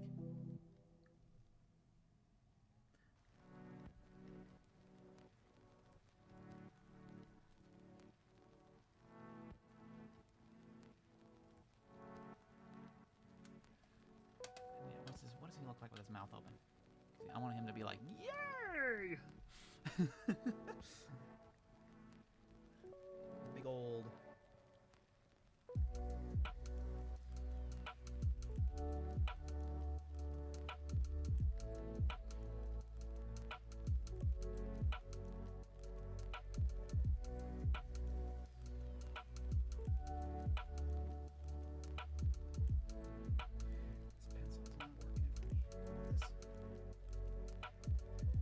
Krita with the different brushes are like, it's both, I feel like it's both a good thing and a bad thing, because like there's just so many of them. Like I just like, I don't know, some of them kind of blend together and I kind of struggle to figure out the ones I actually want.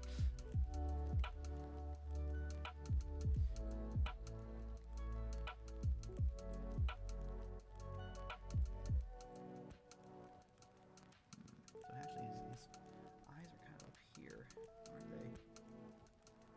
If you can actually make brushes in Krita, it would be a huge thing, and you can have your own like. Yeah, I know. I know you can make your own brushes in Photoshop too. I just never figured out the proper way how. I mean, I guess I mean no, I shouldn't say that. I did, but I just never like learned how to make good ones.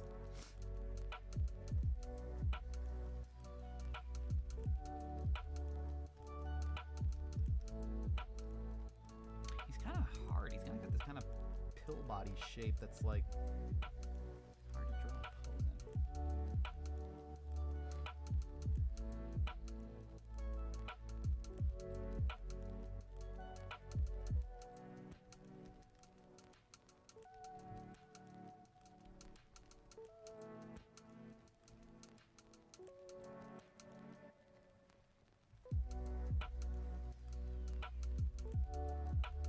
Weird feet too.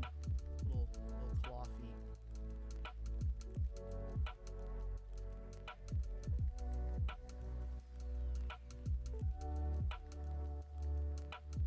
Whoa! Hey! Look who showed up. Someone join? Hey! How are you? Hello. What you guys doing? I'm sketching Glenn meeting Swamp Thing and Man Thing. Gosh, that's so weird. I don't know what those are. They're Marvel and DC characters that are total copycats of one another. I can't see any other That makes sense. He's got like these little. You see, Seb has paid the bird tax. Yes, he's paid his bird tax. He's accepted for missing the stream. He's gonna be like, "Yo, can you sign this?" I'll have to pay the sketch tax now. I finally got new sketchbooks, and it's awesome.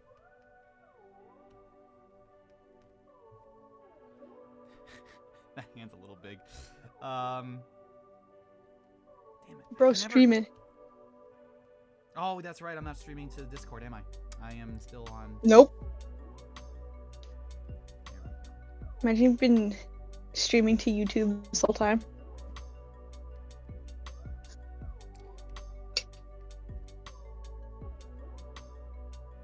How did the live stream go today? Anything interesting happen? It's still going. Say hi. It is? Yeah, Oh say my hi. god, I thought it ended. Okay, I must have got like the time zone thing wrong. Hi guys, Yeah, it's me, your friendly neighborhood moose. DC even caught their own copycat version of Spider-Man. Yeah, I think that's what they made him a villain. It wasn't it like Black Spider or something? Black Widow, maybe? No, Black Widow's Marvel. But they did, and then it's like it's a whole different secret agent sort of thing vibe going on. But no, like DC has like a villain that's like Black Spider, and his powers are just Spider-Man. And I want the feet to go. I kind of want him to be like, sign my thing, and kind of have him like a weird little like.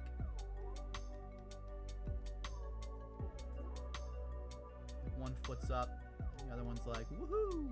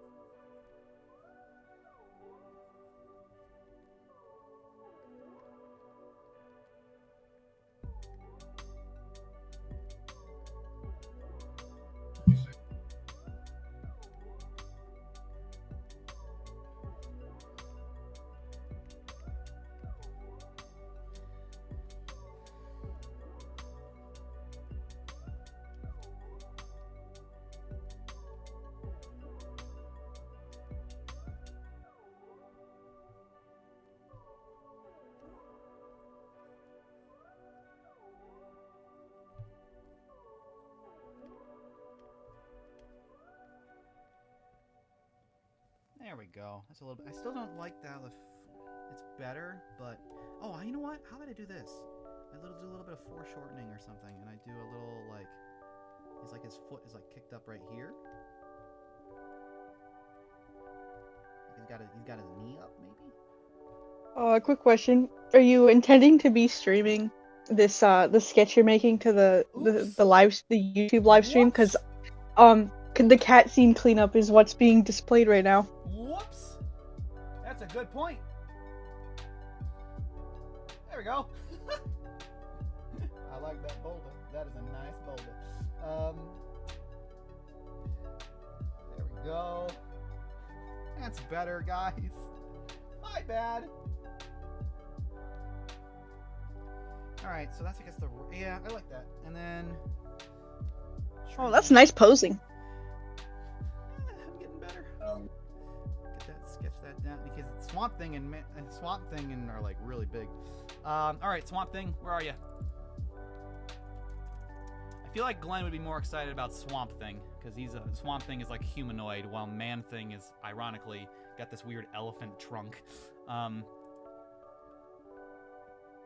man, don't I even get me have started. no idea. What is it? There's another plant-based supervillain in DC, isn't it? Like starts with an F, something man. It's like Firma. Fuck man. It's the fuck man. What's it? Oh my god, he teamed up with Poison Ivy in that one movie with Harley Quinn. Oh my god, I can't remember the name. It's that, but that goes to show how much of a D-class villain they are.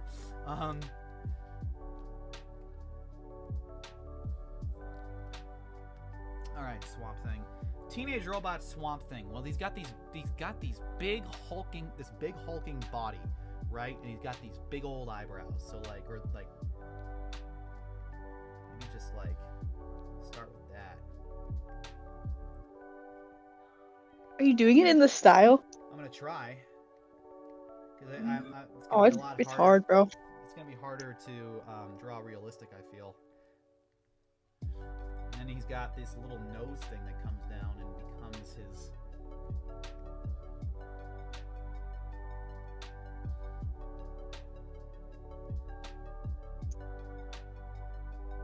It's like the mosquito guy from the cluster.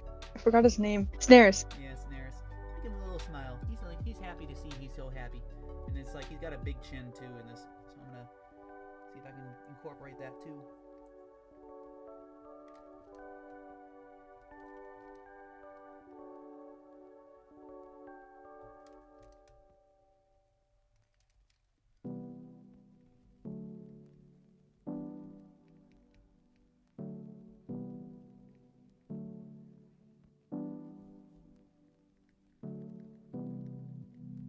Okay. And then what's I feel like I want to add something still. Maybe maybe that in the line there, and then I feel like I want to add something on this, like he's got a little flower or something, like he's no. Give him a freaking flower crown.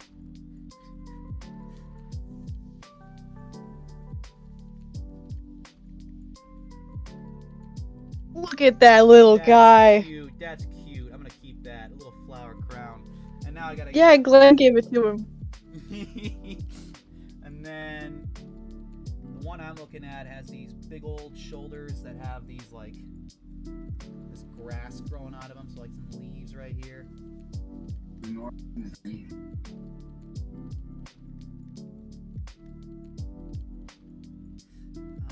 Big old chest.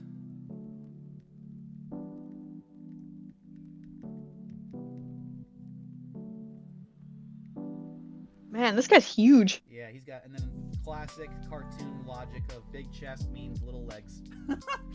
Although, wait, But of Swamp Thing course. actually has these weird, like, elephant-like looking legs that have these vines at the bottom, so, like, maybe something like that. You know, for a first pass, you got that like head down really good. Yeah, thank you.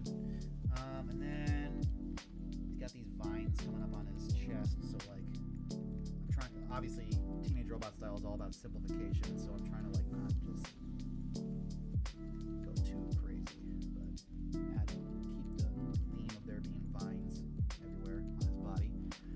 And maybe for knees, 2 little leaves. They're just like on, like up. And then arms, I'll try to do this on a separate layer because I feel like I'm gonna be redrawing these a little bit.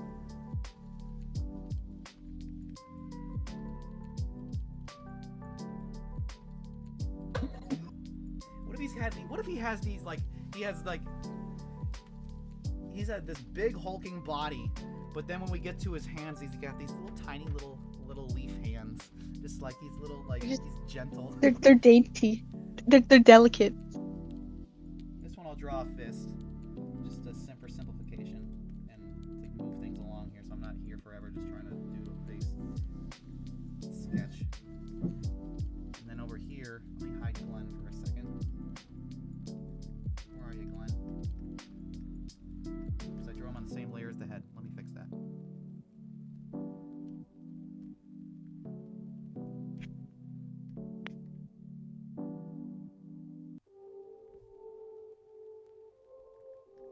Oops.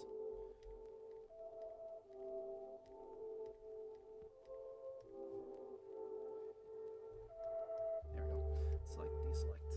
Hide Glenn for a second.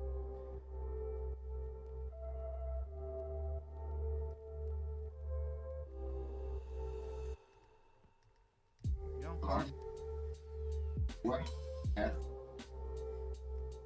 Shoulder again. He's got this one up.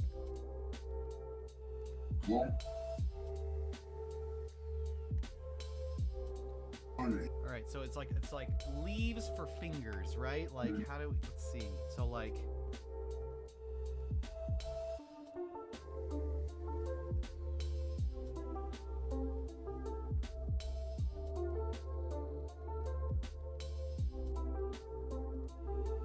there we go. So he's got these big hulking muscles, and then he's like, his fingers are just little leaves.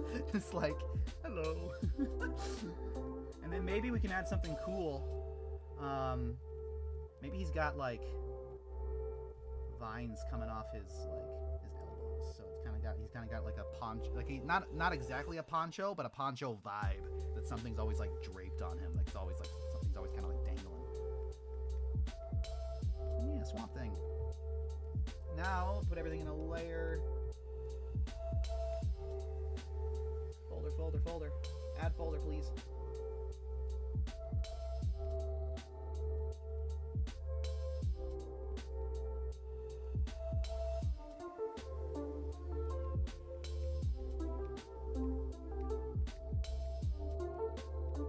There we go. Hide that for now. No, so I can draw a plant thing is next. Or man thing. Now, man thing. He's got this weird elephant trunk. Well, not exactly elephant, but he's like hunched over. He's kind of a for something called man thing. He Swamp Thing ironically looks more like a man, so I'm gonna kind of play into that. Does Man Thing have a tail? I can't tell. Doesn't look like it. He just kind of looks like a Yeti, but with like a weird face. So, all right. Well, the most important feature is that weird looking face. So that's the first thing to draw for me. I can adjust the proportions however I want after.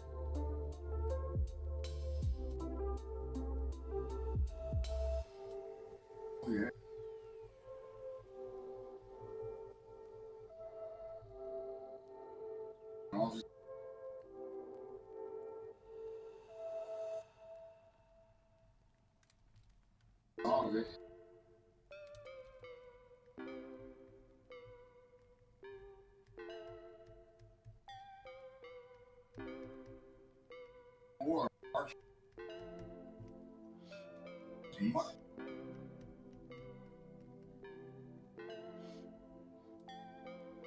It's a little big, so let me shrink it a little bit.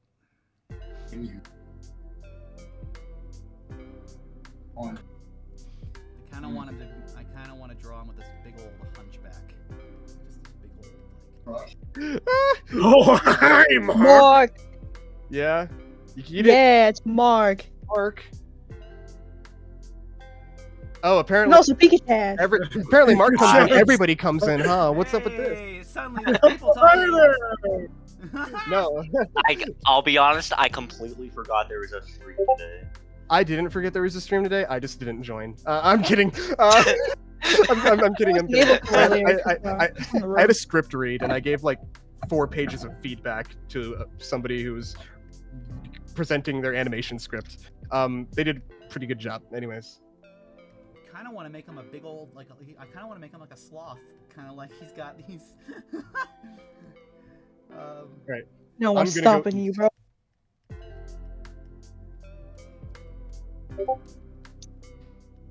I've been eating all day and I'm still hungry. I literally came in to just say hi and then I'm gonna go eat. If Alright, y'all are see still ya. here, I'll come back. Mwah, love you guys. Bye bye. Bye-bye. Love you, Mark. And then, because it looks like when I'm looking at, Man-Thing does have fur. It's not just plants, but it's just like there is a lot of plants. But like Man-Thing does have fur. Oh, and this one he's got a little tree. I'm gonna add that tree. That's cute. He's got a little tree growing on him right here. Come on, give him the tree, bro. I'm gonna give him another one over here. Like he's got a couple of them growing. That's so cute. And then for coolness, because I think it'd look neat. I need to shrink it a little bit more. For coolness, I'm gonna give him maybe a couple of rocks that are kind of sticking out of his body right here. It looks like mushrooms. Yeah, I don't really actually. I kind of like the smoother back look better. It's a little shaggy. Like he's a big hairy grandpa. He's gonna hug you. But how do you get the legs in there with these big old arms?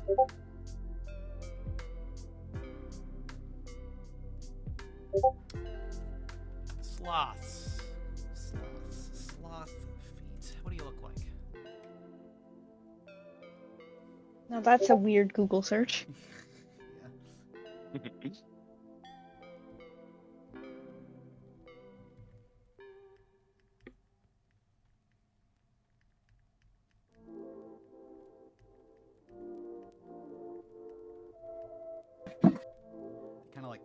of almost inward to each other. It kind of looks like he's always Hunched over. He's always nervous. Like, oh, I'm not too sure about the situation. He's just a shy little guy. Not so sure about how these. Although I want them to curve in like that, I'm not so sure about how these actually turned out. They don't look like they actually are supporting his weight. Let me draw on a different layer.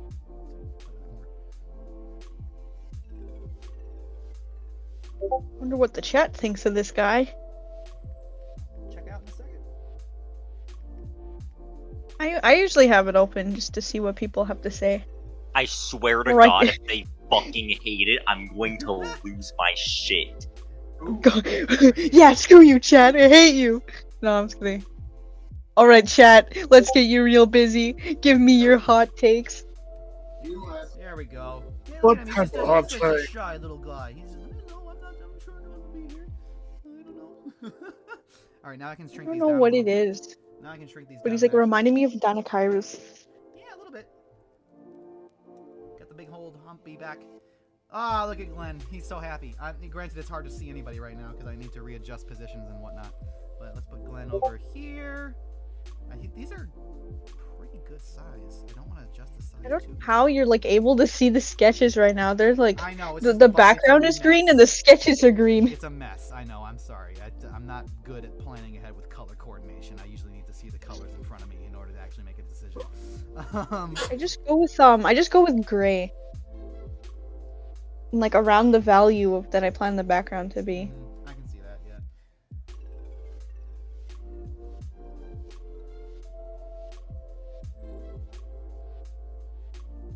I feel like I want to make Swamp Thing the biggest thing here, and then make Man Thing a little bit smaller. And I'm gonna go in and adjust colors and values and whatnot so you can actually see these things. Oops.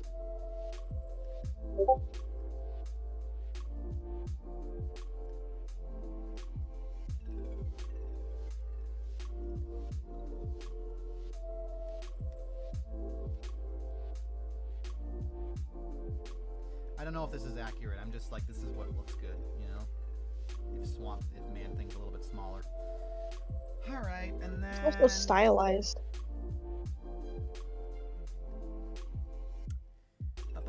Okay, let's make Glenn darker.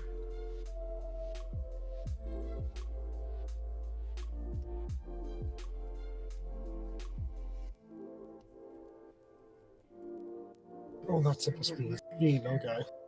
Actually, I should probably go in and do an actual line of Glenn and these guys. Just a quick one. I should not spend too much time worrying about cleanup because then I'm going to be here another hour and a half.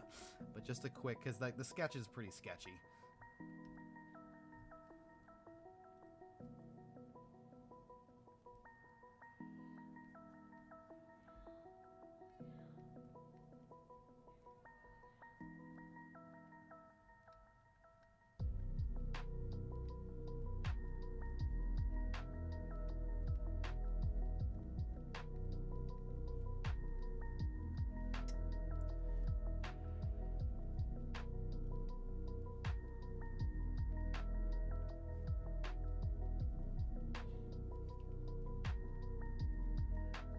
I want your autographs. Can you give me that, please?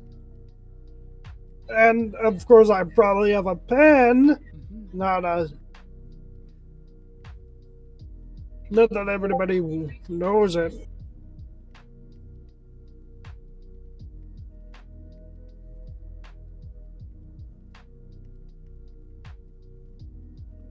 Looks like it's gonna go straight through his hand. Ouch.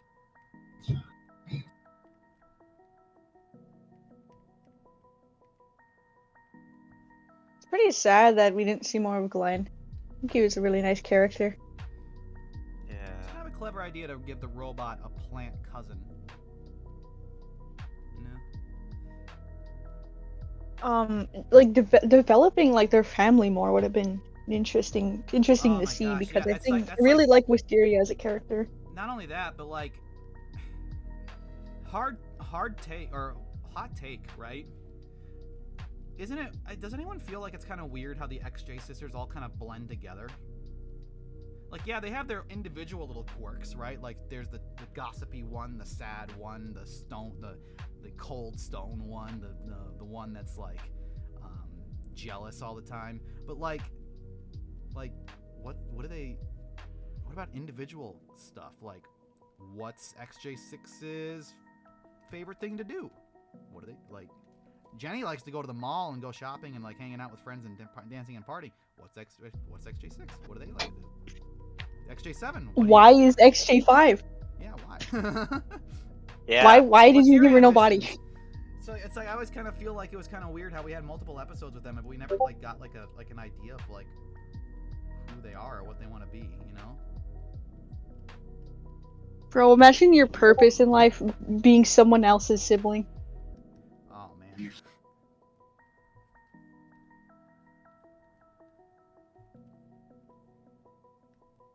I feel like if XJ6 had a hobby, it would be blogging. She would have a Twitter account where she gets to like type out every thought she has. She gets to rant about anything she wants to her followers, and then they have to listen to her. That's a funny thought. And then I have a feeling that like XJ5 would see that and like want to copy, and then XJ5 would become like a one of those YouTube commentators that bring up drama and talk about it on YouTube. Imagine if she was like a Twitch streamer. Oh my god, yes. That's exactly what she would do, XJ5. Or she has like a podcast. I can already imagine her like with headphones and like in the little corner on the right hand side there's like something else is playing. Bro, like time skip where XJ5 becomes like a newscaster. Yeah. She's like, "Good morning, Trevorton. Today we're gonna have like a high of whatever temperature is normal in America." So, what room temperature is usually 72 degrees Fahrenheit here. Yeah, I don't know like the difference between Fahrenheit and Celsius. It's a complicated math formula. Ain't that fun? Yeah, I don't like it. We should all just stick to Kelvin. I heard it. We should all stick to Luigi's. How like it's the heat of like 10 Luigis in here.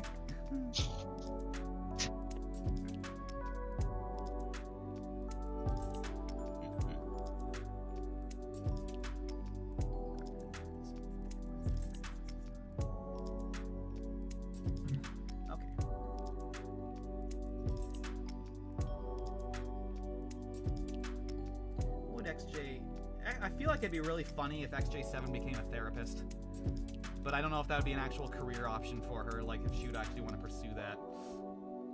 I don't think good things would happen to her class. Yeah. I would want to like at least hope that she would overcome her depression at some point in her life. Like maybe she becomes like an author or something, and she like writes about stuff. Oh yeah, that she's like she's the kind of the gloomy. She's like wearing a scarf. She's got like kind of like the gloomy art author thing going on, like. Or maybe she has like just like weird art that she makes. Oh yeah.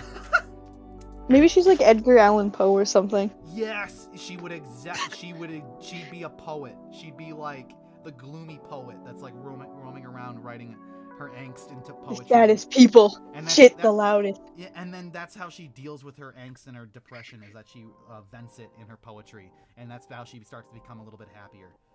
She lets it out. XJ4 just becomes Gordon Ramsay. She becomes a health inspector, but like her attitude is Gordon Ramsay. It's like she comes into any restaurant establishment, she's like, what is going on? You got your raw meats next to your cooked meats. That's cross-contamination. Oh god, if we do that to her, that's gonna be funny. I can imagine her just like going through and checking off like 7 things at once. the next Gordon Ramsay for kitchen nightmares.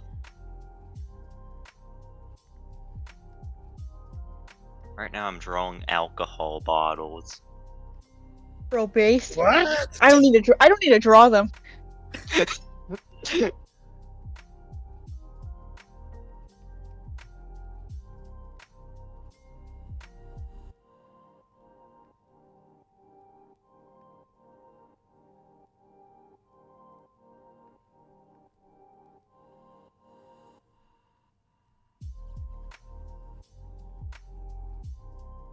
What would XJ8 be? Like a construction worker? Maybe, but I feel like that's too mundane. I feel like she wouldn't be. Fashion model. Easy. Fashion model be funny. She's so monotone. It's hard to say. Because she hasn't even like talked about like what she's into, or like, and she doesn't really have a personality to kind of base it off of either. So like it's.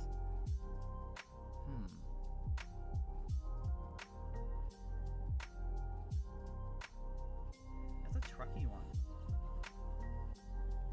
I feel like taking like her strength would be too easy.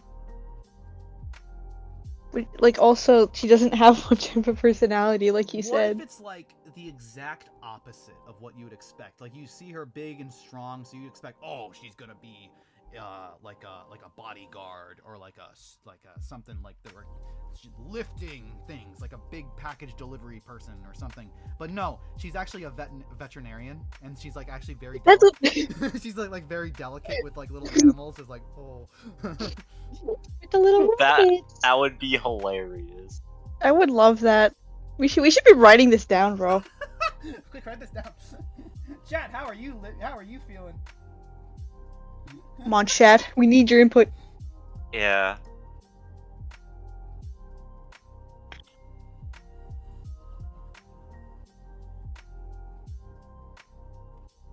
Let's see.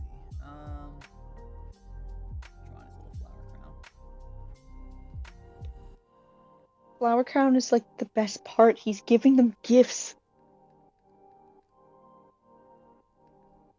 There we go. Look how cute he is with that little flower crown. Look at him. And then, oops, it's too thick. Who's left? This is the hard one. You ready for this? This is the hard one. XJ1. She's a baby. Yeah. We Does have she, literally nothing to go off of. Does she grow up? She Does causes oil spills. Does she become like a toddler or something? Maybe it's like, maybe she doesn't like change bodies or anything, but maybe she becomes like, she's like Yoda, where it's like she like starts to get smarter, but she stays small. Like she's a little egg, but she learns how to talk and whatever.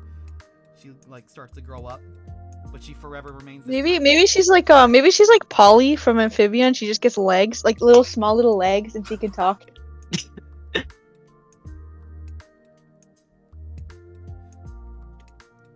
I'm also imagining like if she like her, and if she, when she becomes an adult, if and when that happens, she still has the egg body, but she's just like glowing and she's like floating around like she's like entered a new Nirvana or something. Like, hello, I am XJ1, the one. Give her the deepest, manliest voice. Like, hello guys, it's me, XJ1. It's like Morgan Freeman.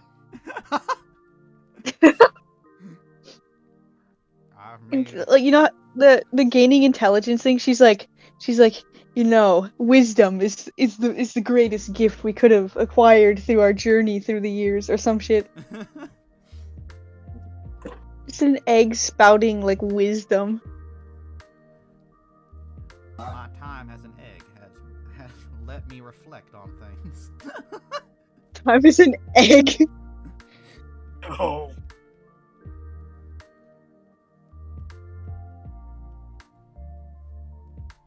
Alright, that's Swamp Thing. I'm gonna move on to Man Thing. Let's see if I can learn these tools. Man Thing. Actually, the only thing that changes with XJ3 is that she stops falling apart. Yeah, that's the hard ones. XJ3 and XJ2. XJ2 is just a gun. Babies. So like. Yeah. Make her a welder. XJ2, performs in the military, XJ3 becomes a repair worker. Or wait. What if well, I always feel like they go hand in hand, XJ2 and XJ3, like Yeah. more so than like how than XJ1 and the rest of them. Like, or, you know what I mean? Like they're if XJ1 is the baby, XJ2 and XJ3 are like the toddlers, right? And then XJ5 and 4 and 5 are like the tweens, right? The tweens. Mm-hmm. And then 10, 11, 12. and then what is it? I'm losing numbers. 6, 7, and 8 and 9. Those last 4 are like teenager years, right? There's like different stages of teenager. But like, yeah, so XJ2 and 3 as they're growing up, I would like, yeah, military or mechanic or construction. Throwing this out there, what if they like team up and they run their own laser tag business? Like XJ2 is the one on the floor, like teaching how to like safely use the lasers, and she's like using her own gun. And then XJ3 is at the ticket counter, like she's like the manager, like she's got the little notebook, like keeping books of an accounting, just like.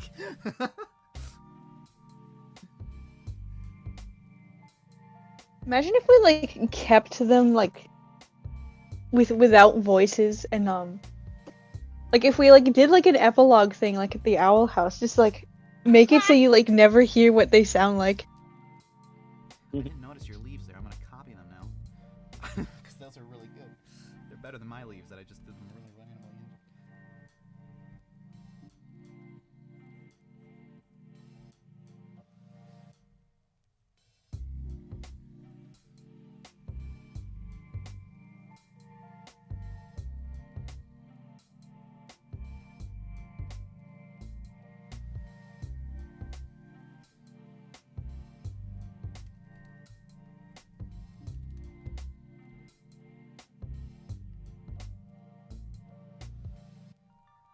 Oh, I just thought of something. You know, it'd be like funnier. Give XJ1 if like you know like fucking like Goombas, like the way their feet just connect directly to their like bodies. They just give her that. Like she's a little Goomba running around. Yeah. Yeah,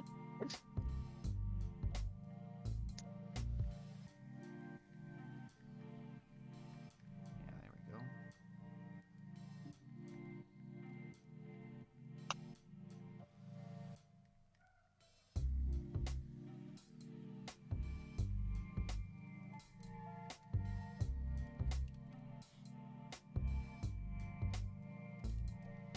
Huh?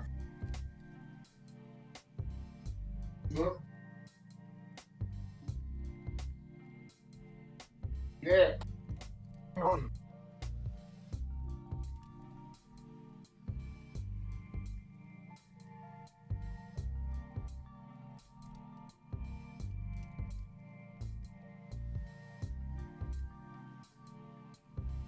Oh yeah, speaking of Goombas, I got to see the Mario movie in the theater last night. It's pretty great. Nice. I thought it was a perfect example of a movie that's like middle ground, at least for me. Like it wasn't bad, but it wasn't like I'm not gonna go back and see it again. I'm probably not gonna watch it again in all honesty. I never do that with any. Yeah, Just but it go was, back to the theater. It was serviceable, you know. It was Mario. That's more than I can say than the 1980s one, right? So. In my opinion, as a complete as someone who lives off of playing Mario games, I absolutely loved the movie. I have zero complaints about it. It was my life. I dream about it every night. I sleep with the exact recreation of the poster. I'm trying to come up with BS along the top of my head, but I did actually enjoy it. No, you Very kiss much. a photograph of Luigi every night before you go to bed? Well, I do that all the time anyways. It's not really anything Yeah. exclusive to the movie. That's not even a joke, bro.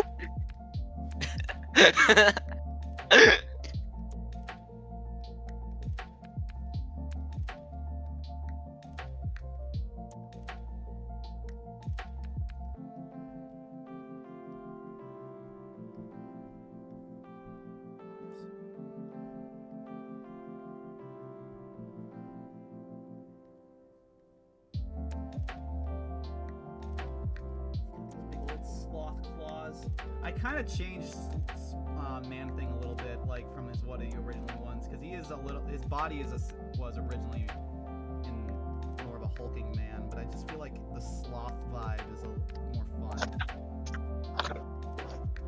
He's got these big old hugging arms that are shaggy and whatnot.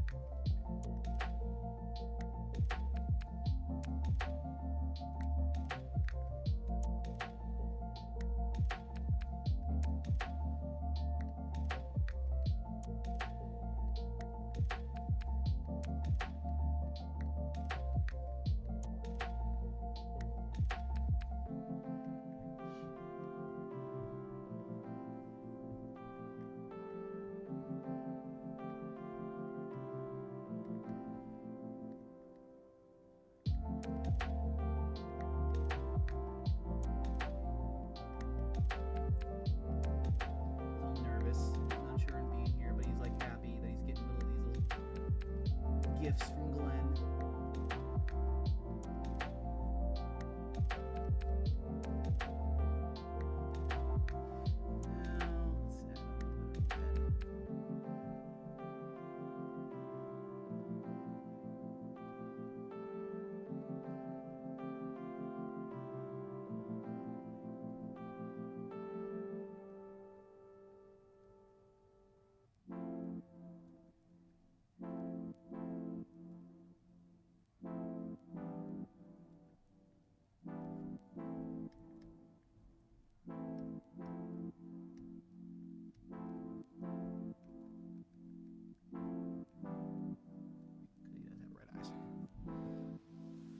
There we go. Now, what's this? Good. I need that.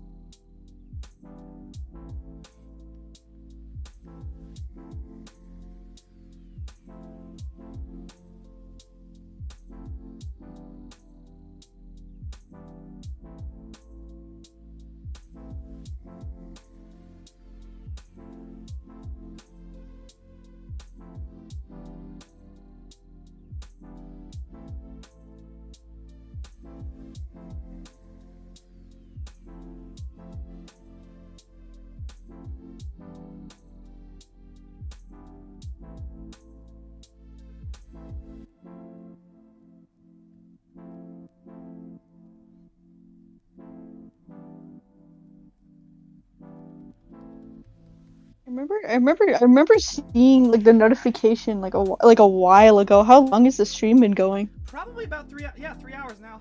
Just about. They got 2 hours 27 They got me minutes. hooked on drawing this Glenn Swamp Thing crossover. I'm not gonna lie. This is like I'm having a lot of fun with this little sketch. So I'm like, yeah, you convinced me to stay a little bit longer, guys. I mean, it's too baller to not finish. Look at him with the flower crown. How could you not want to finish him?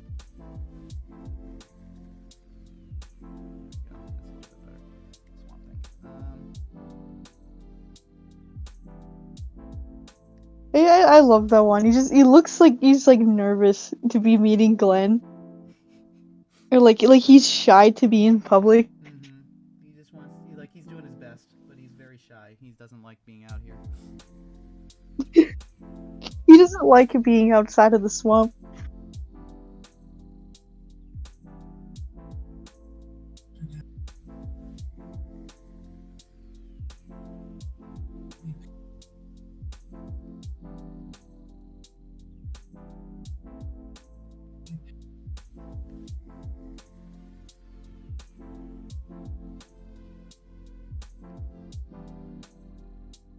I gotta get this drawing done tonight for May. And I still haven't decided the color of the fucking background.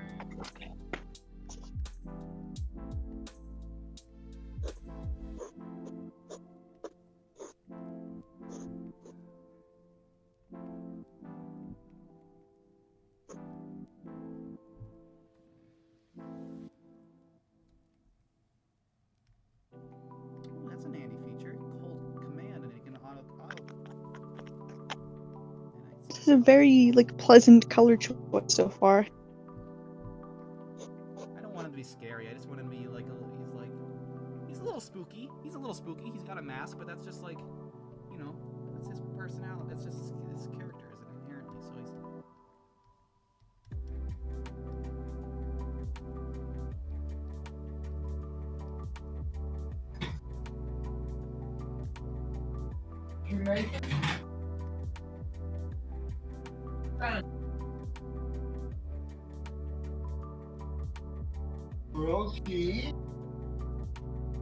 Here we go. Okay. Cooking for me?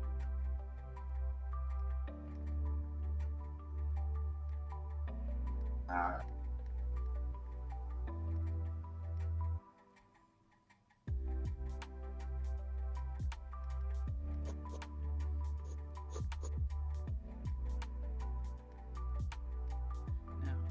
Swamp Thing. We can make him a little bit of a darker green. Maybe even more like a vibrant kind of green kind of color. You can turn it towards like blue a bit more. Yeah, like that, just to you know, give the illusion of it being a dark color. I'll probably even adjust this further. I'm just gonna go in and actually, does freaking Krita Photoshop has this handy little tool where you can like do all your like fill and then do a color select. I kind of like that shade of green. Looks It's kind of got a forest green kind of going on. yeah, it's like it's a nice rich green, but it's also like inviting somehow. Which is ironic because I'm fairly certain that lore-wise in DC, Swamp Thing, like part of his thing is that he hates humanity, and he's very like he's very like if you show up in a swamp, he's gonna like attack or something. Because he's friends with the green, the plants and whatever. But I don't know. I kind of like the mud, like the Zen kind of vibe that this one's giving off. Like, it's, hey man, how you doing? Would you like a strawberry? I got a fresh patch going over there.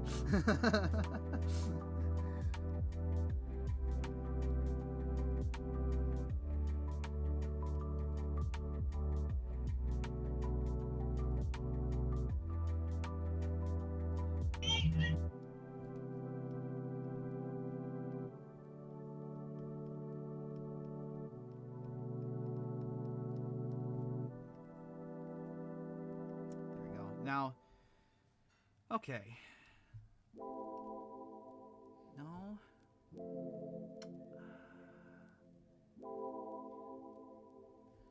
See, in Photoshop, it should like.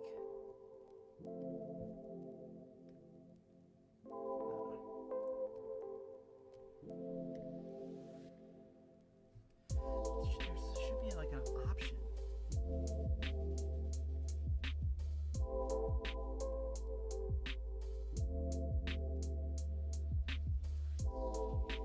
Wait, what are you selecting? It's the select tool, right? Contingent selection tool. However, in Photoshop, there's this little handy feature where if you check a box, it can select all of one color. Like it's like just find all the color in one image, or just find the color of the surrounding area. So like I can choose an alpha, and instead of it selecting the entire alpha of the entire image, it just selects that little bit, you know? And it's handy like that, but I guess it doesn't exist here. And I mean, at least I don't know where it is. So I'll just go, I guess, fill it in the old-fashioned way. Yeah, just fill it in and use clipping. Or not clipping, alpha lock. Oh, no. Maybe it's because I actually forgot a place?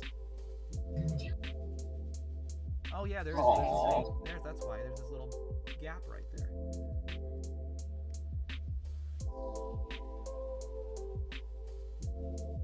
Alright, how about that?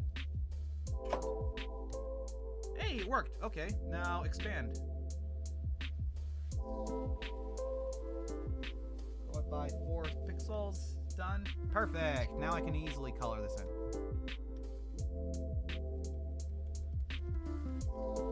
Done. Alright. You gotta be a little bit darker now.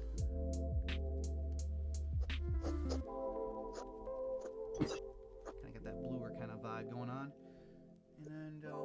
brush your eyes a little bit darker.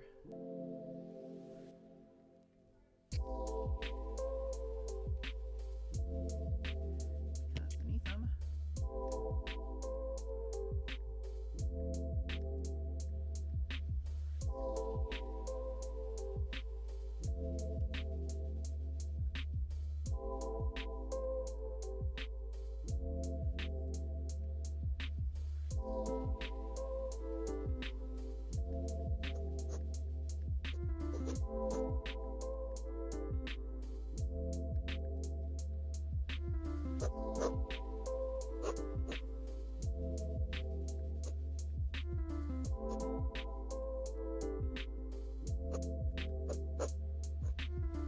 Whoa, these guys are still in here.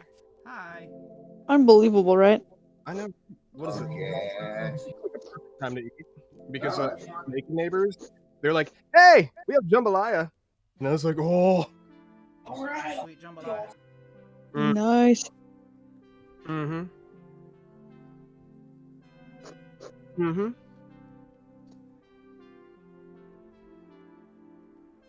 Nathan here is coloring up the sketch he was making. Oh yeah. Couldn't resist. It's a fun little. Yeah, it's looking pretty good. I like the greens you used. Oh, is the stream still going? Yep. Yep. Uh-oh. Nathan working overtime. I was about to talk some shit. They got me hooked. Someone suggested Glenn meeting Swamp Thing and Man Thing, and I thought that's the cutest freaking thing ever. So I'm gonna draw that. He's coming here like God, I hate the live stream comments. They're so God, dumb. Yeah. I was like literally about to come in here, drop some lore, and then I'm like, "Oh, we're streaming still? Are you serious?" Come on, bro, share it with the chat. Let's make this stream interesting. All right. So you know how that certain somebody always keeps posting in chat about when the next episode's coming out? We mob them. What do you mean? That's every person in chat. That's the point. We jump on them. We mob them. Mm-hmm. Yeah. Get 'em. Kick the shit out of them. Then we show them top secret footage, which is actually And then just, it's the owl house. It's the entirety then of the we owl kill house. them because they know too much. Speaking of which, Nathan, Mark. check your DMs. Shade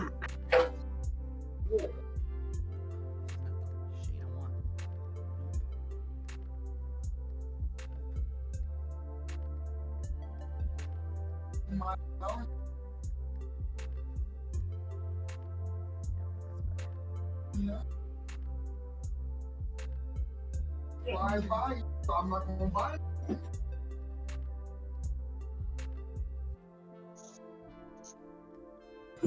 You know, this jambalaya though, absolute fire. I don't know what jambalaya is. Just give me a quick rundown because it sounds interesting.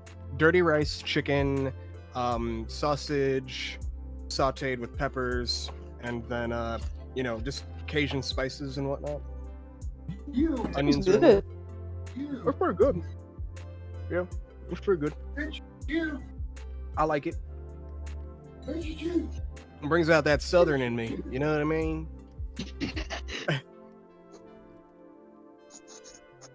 Makes me feel connected to the culture. Not my culture, but someone's culture. I tell you what. I tell you what. Not my culture. Or let me fix that. I tell you what. There you go. I'll tell you what. I tell you what. Whip. Oh, what? Okay, no, I was about to be like, what the hell? What the what? What the hell? His little flower hat. So happy. Look at him. Yeah.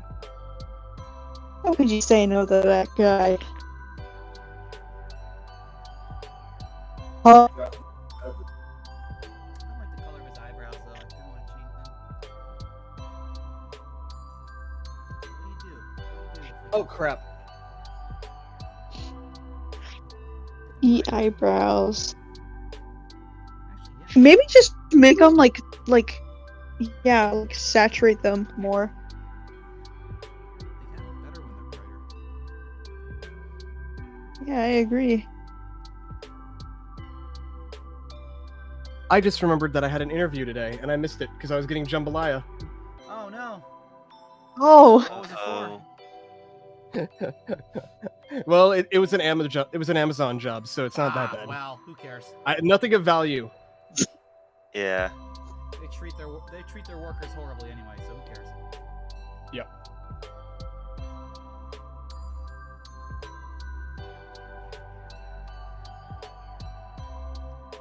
The only problem now is I feel like I need to distinguish his mouth somehow.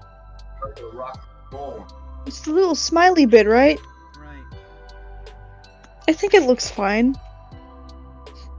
There we go. It's a little purple mouth. Look at him. He has lipstick on. He just has lips. Oh, you just want to boop him. In fact, I do. In fact, think I will. You to put that finger up, I was gonna do this.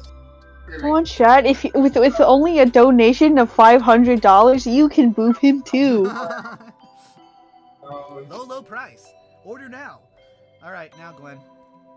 Down. What's his primary color, Glenn? I'm trying not to. Green. No. Actually, I do. One last adjustment. Can I layer? No. Filter? His green thing is more on like the yellow side. Right. Well, let's see. Filter, colors. No. Just want to adjust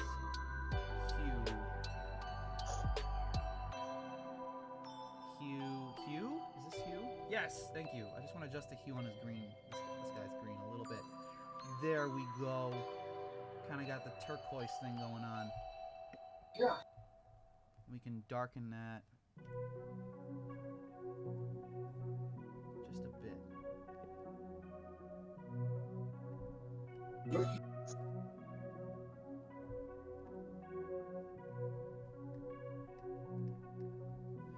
filter, adjust.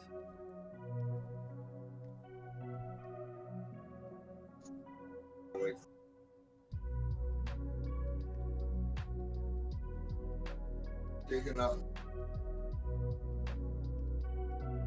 Several. Perfect. That's much Several. better. Okay, and then next to Swamp, and then what's he look like next to the other guy?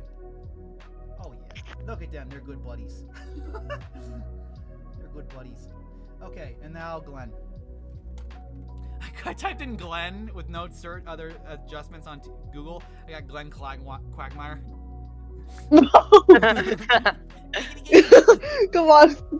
Come on, bro. Glenn Toilet when. Oh no. He only turns into like an outhouse. Because he's from the No! Turns into the Shrek outhouse. Oh no. Oh, yeah. I find it weird how his primary color is kind of like a yellow. Because like you'd expect it to be more life. Because yellowing plants are usually a sign of death, you know? Yeah. 'Cause it's And like yellowy green is like kind of a grosser color. yeah, it's kind of indicative of like things are dying. Well, I mean, because it's not dead yet, but they're dying. You know, brown is when they're dead. But funnily enough, that's what the color of his feet are, like brown. Like it's weird. I guess like brown is meant to be like. I guess the feet are meant to be like tree trunk roots. I guess so. I guess that's what they're going for. I thought they were meant to be like mud. Maybe, yeah. Right, too.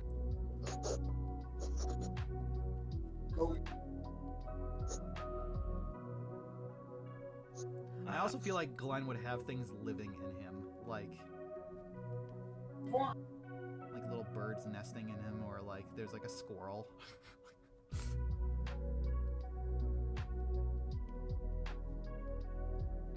Instead of lice, he gets termites or something.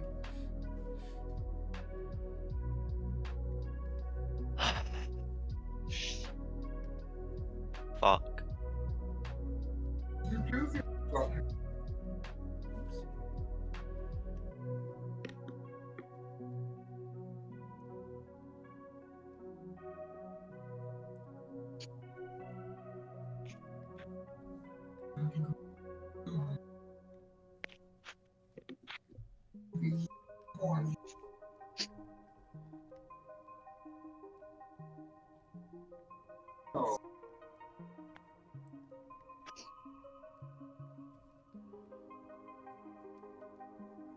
I'll go with 3.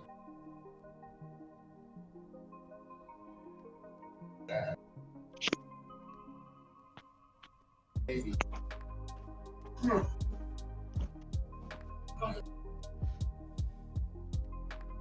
No, not. Welcome, Brian.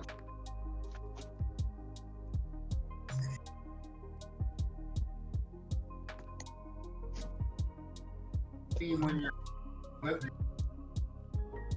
Why?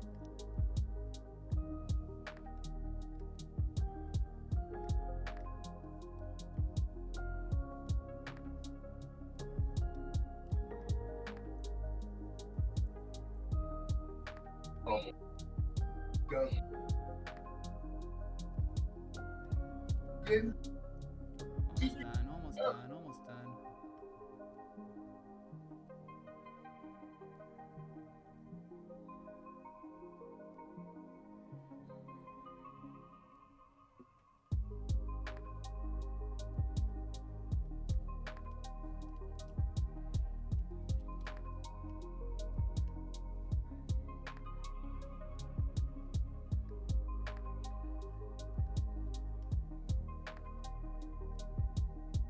I like how this image is like basically monochrome.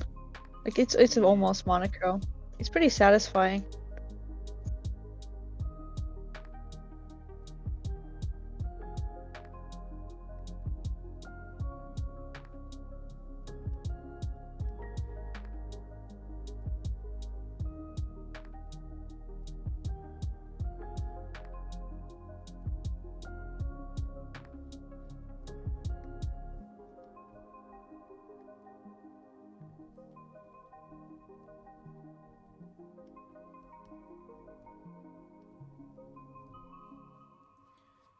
Okay, almost done.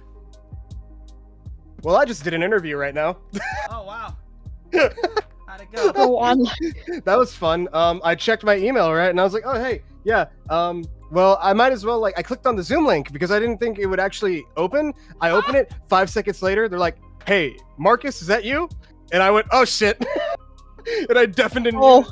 And they were just like, all right, so we're gonna give you some rapid fire questions real quick because you came in at a great time. At the very end, even though you're late. And I was like, okay, thanks. And I was just like, yeah, I went to go eat jambalaya, sorry. And they're just like, and you didn't bring any for us? And I was like, ah. So we talked for like literally, 8 minutes? And they're just like, yeah, come tomorrow, 9:15. We'll talk to you then. And I'm like, okay. All right. Damn, you just They were just like, are you 21 and older? And I'm like, no. And they were just like, close enough. We could have you as a helper, an assistant, a ride-along. They're like, are you above 18? And I was like, yes. Are you 21? I said, no. You can help ride along with people. So that's fun. Right? I guess so, yeah. Yay. Welcome to Amazon. That was the fastest interview I've ever done. Holy shit. No, it wasn't actually. They're not with Amazon. They're one of the smaller contractors that they have deliver their stuff for them. Okay. It's not FedEx, not UPS. Yeah, no. They gave me the heads up. They were just like, okay, so this job is physically challenging, mentally tough, and emotionally exhausting. Wonderful. Yeah, and I was just like, okay. And they were just like, good days, you might end at 5. Normal days, you'll probably end at 7. And I was like, okay. They were just like, as long as you can do what you got to do, you're good. And I was like, okay. And then they hit me with one last one. It was just like, so let's say you open up your fridge and there's an alien monster sitting on top of the drink you're going to get. What do you do? I said I'd give the alien monster the drink and then I close the door. I don't know why that was valuable information, but there you go. I guess maybe it was like a fun answer, or like it's a fun question. Like, Yeah, but I said it completely straight-faced. I said it completely straight-faced, looked directly into the camera, and I would give it the soda, and then close the door. I'd say, alien, what are you doing in my fridge? Give that alien monster my life. I would high five the alien. No, but yeah, that's fun. So in the last 8 minutes, I now have a ride along session at 9:15 at this place. Nice. Can't wait for them to check my ID and be like, who?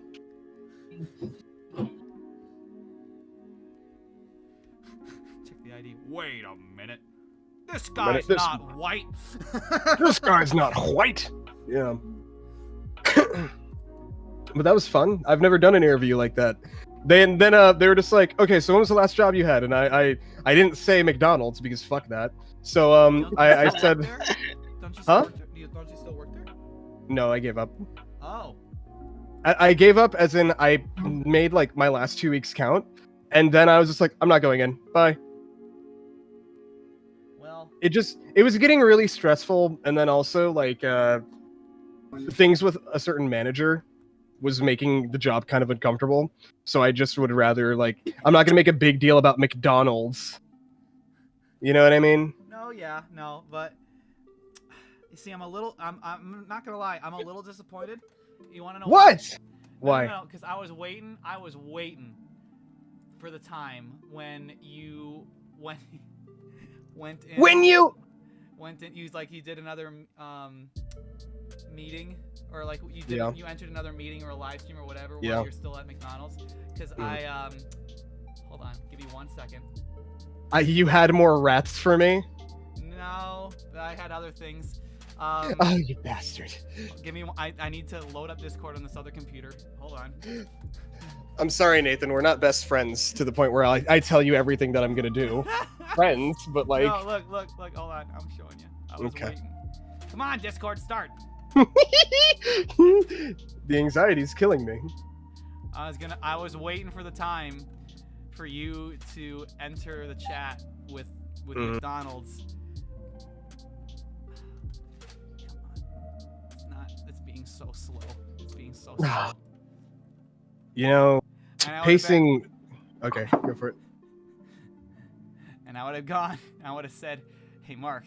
Hey, Mark." Yeah.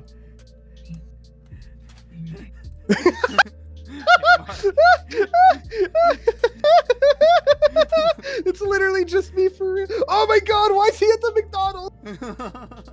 What's he doing there? What's he doing there? Get him out. That's a good one. That's a really, really good one. I love it.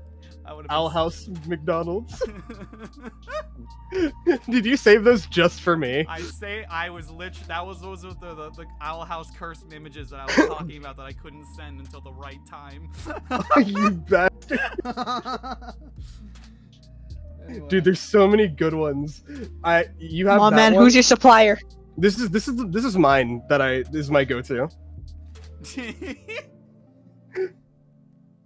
chat has no idea what we're talking about because they can't see all these Owl House. My go-to is Oh, those edited Lumity images. this one was fucking. This one had me dead. This one was really good. And if McDonald's isn't your thing, you also have Taco Bell. She got when she changed hair color, she got a different job. It's true. She had to go with the gong.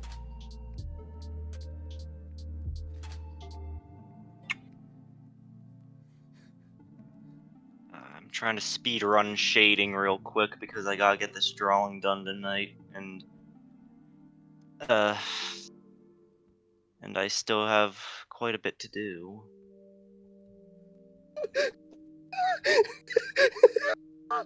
You're not loading. These images must be powerful, bro. Oh my god, you guys are spamming. Oh my god. He wants to play in the play place. Can we play?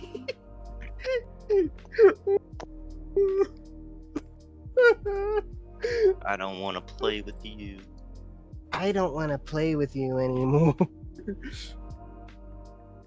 You're correct. I do not.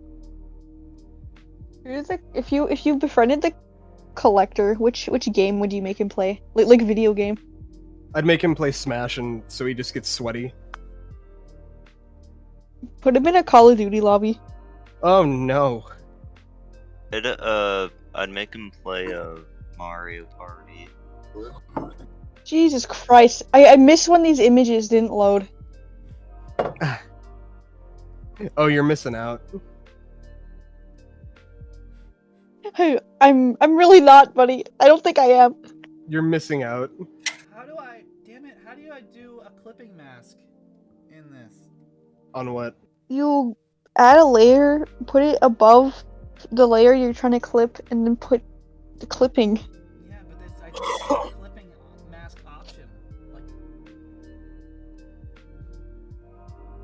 Oh, that's weird. Is that Hamity, bro? It's Hamity, yeah. Can McDonald's, Nathan. damn it. Alright, I can't figure that out. I can't, I wish I could, because then I could Oh, actually, no. like, add a little bit of shading going on, but like, I don't know how to do it, so. Oh well, I guess this is basically the final image. Let me, last thing to help swamp things, or man things stand out a bit, is add a little bit of a gradient right here. Oops, nope. I got cursed. No. Oh no. Oh, Okay, this Oh, might be yes. this might be the worst one I've seen. No! It's obscene. Jesus Christ. There's so much Owl House Undertale stuff. What the fuck? I refuse to believe it. There is. I refuse to believe it. You can say it all you want. I will never believe it. I'm sending proof in Come on, chat. this is Undertale. No, it This doesn't. is It doesn't Undertale exist. segment of Doesn't every exist. fandom. No, it doesn't exist. What I the just didn't know. No, take It it back. It just Take simply what doesn't back? exist. Take what back? Simply doesn't exist. Nope. Nope. Not real. It just doesn't exist.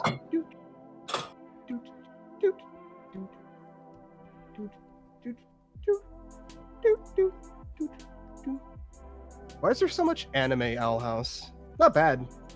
It's very funny though. I mean, the style does remind me a little bit of anime, though that's mostly just in the eyes. You're very much The like thing anime. that keeps it from being like anime is like just the studio. The shapes. I mean, isn't it confirmed that it was very much inspired by Little Witch Academia? Well, I can see a lot of like Avatar influence too. Yeah. Yeah. To be fair, Little Witch Academia and Owl House are both goated, so it makes sense. Because I swear I thought there was like Little Witch, the main character of Little Witch, I don't know her name, of Little Witch Academia's outfit shows up in the background somewhere. Probably. Yeah, it does. Wait a second. Wait a second. How gay is Little Witch Academia though? Unfortunately, question. I do not know. It's not homosexual enough. I think there Not cool enough.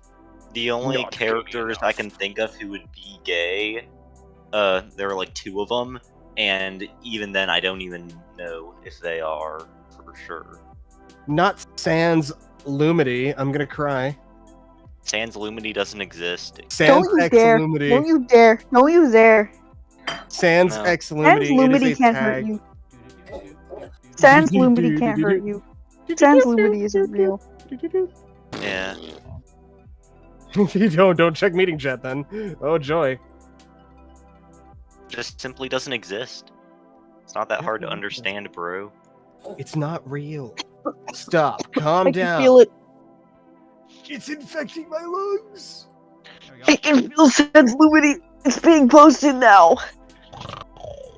Nope. Doesn't exist. Bruh, he became a zombified piglin because of it. I think that's it. I think I'm calling it. I think that's what Glenn meeting swamp thing and man thing.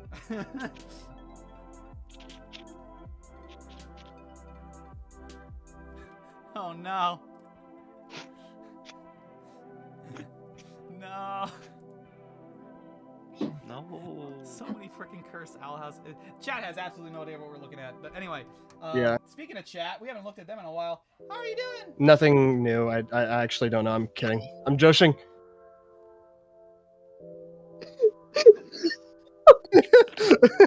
So come on, tell me that one wasn't good. That one was really good.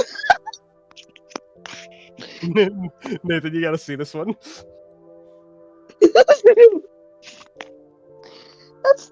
It's funny because it's true. Because it's true. You You know the reason why you don't use a pen is because you have nub arms. Or like nub hands, you know what I mean? Like you have literal mittens. It's like, yeah, guys, I'm totally using my finger. all right. I saved this. I'm gonna save a PNG and upload it to Fanbase, the Discord server. I think we're gonna call it here tonight, though, for the actual stream. We have been going for like 3.5 hours now. So Yeah. it's been fun. Am I starving by now? At this point, there's only 8 people watching. Hey, or Yeah. 10 people. 10 people. My bad. There's 10 people out there. Hey, you guys. Yay! Thanks for sticking by. We've been going Yeah. for 3 hours or so. So have a great day. Have a great night. Thanks for Bye. coming. Bye bye. Love you guys. Bye.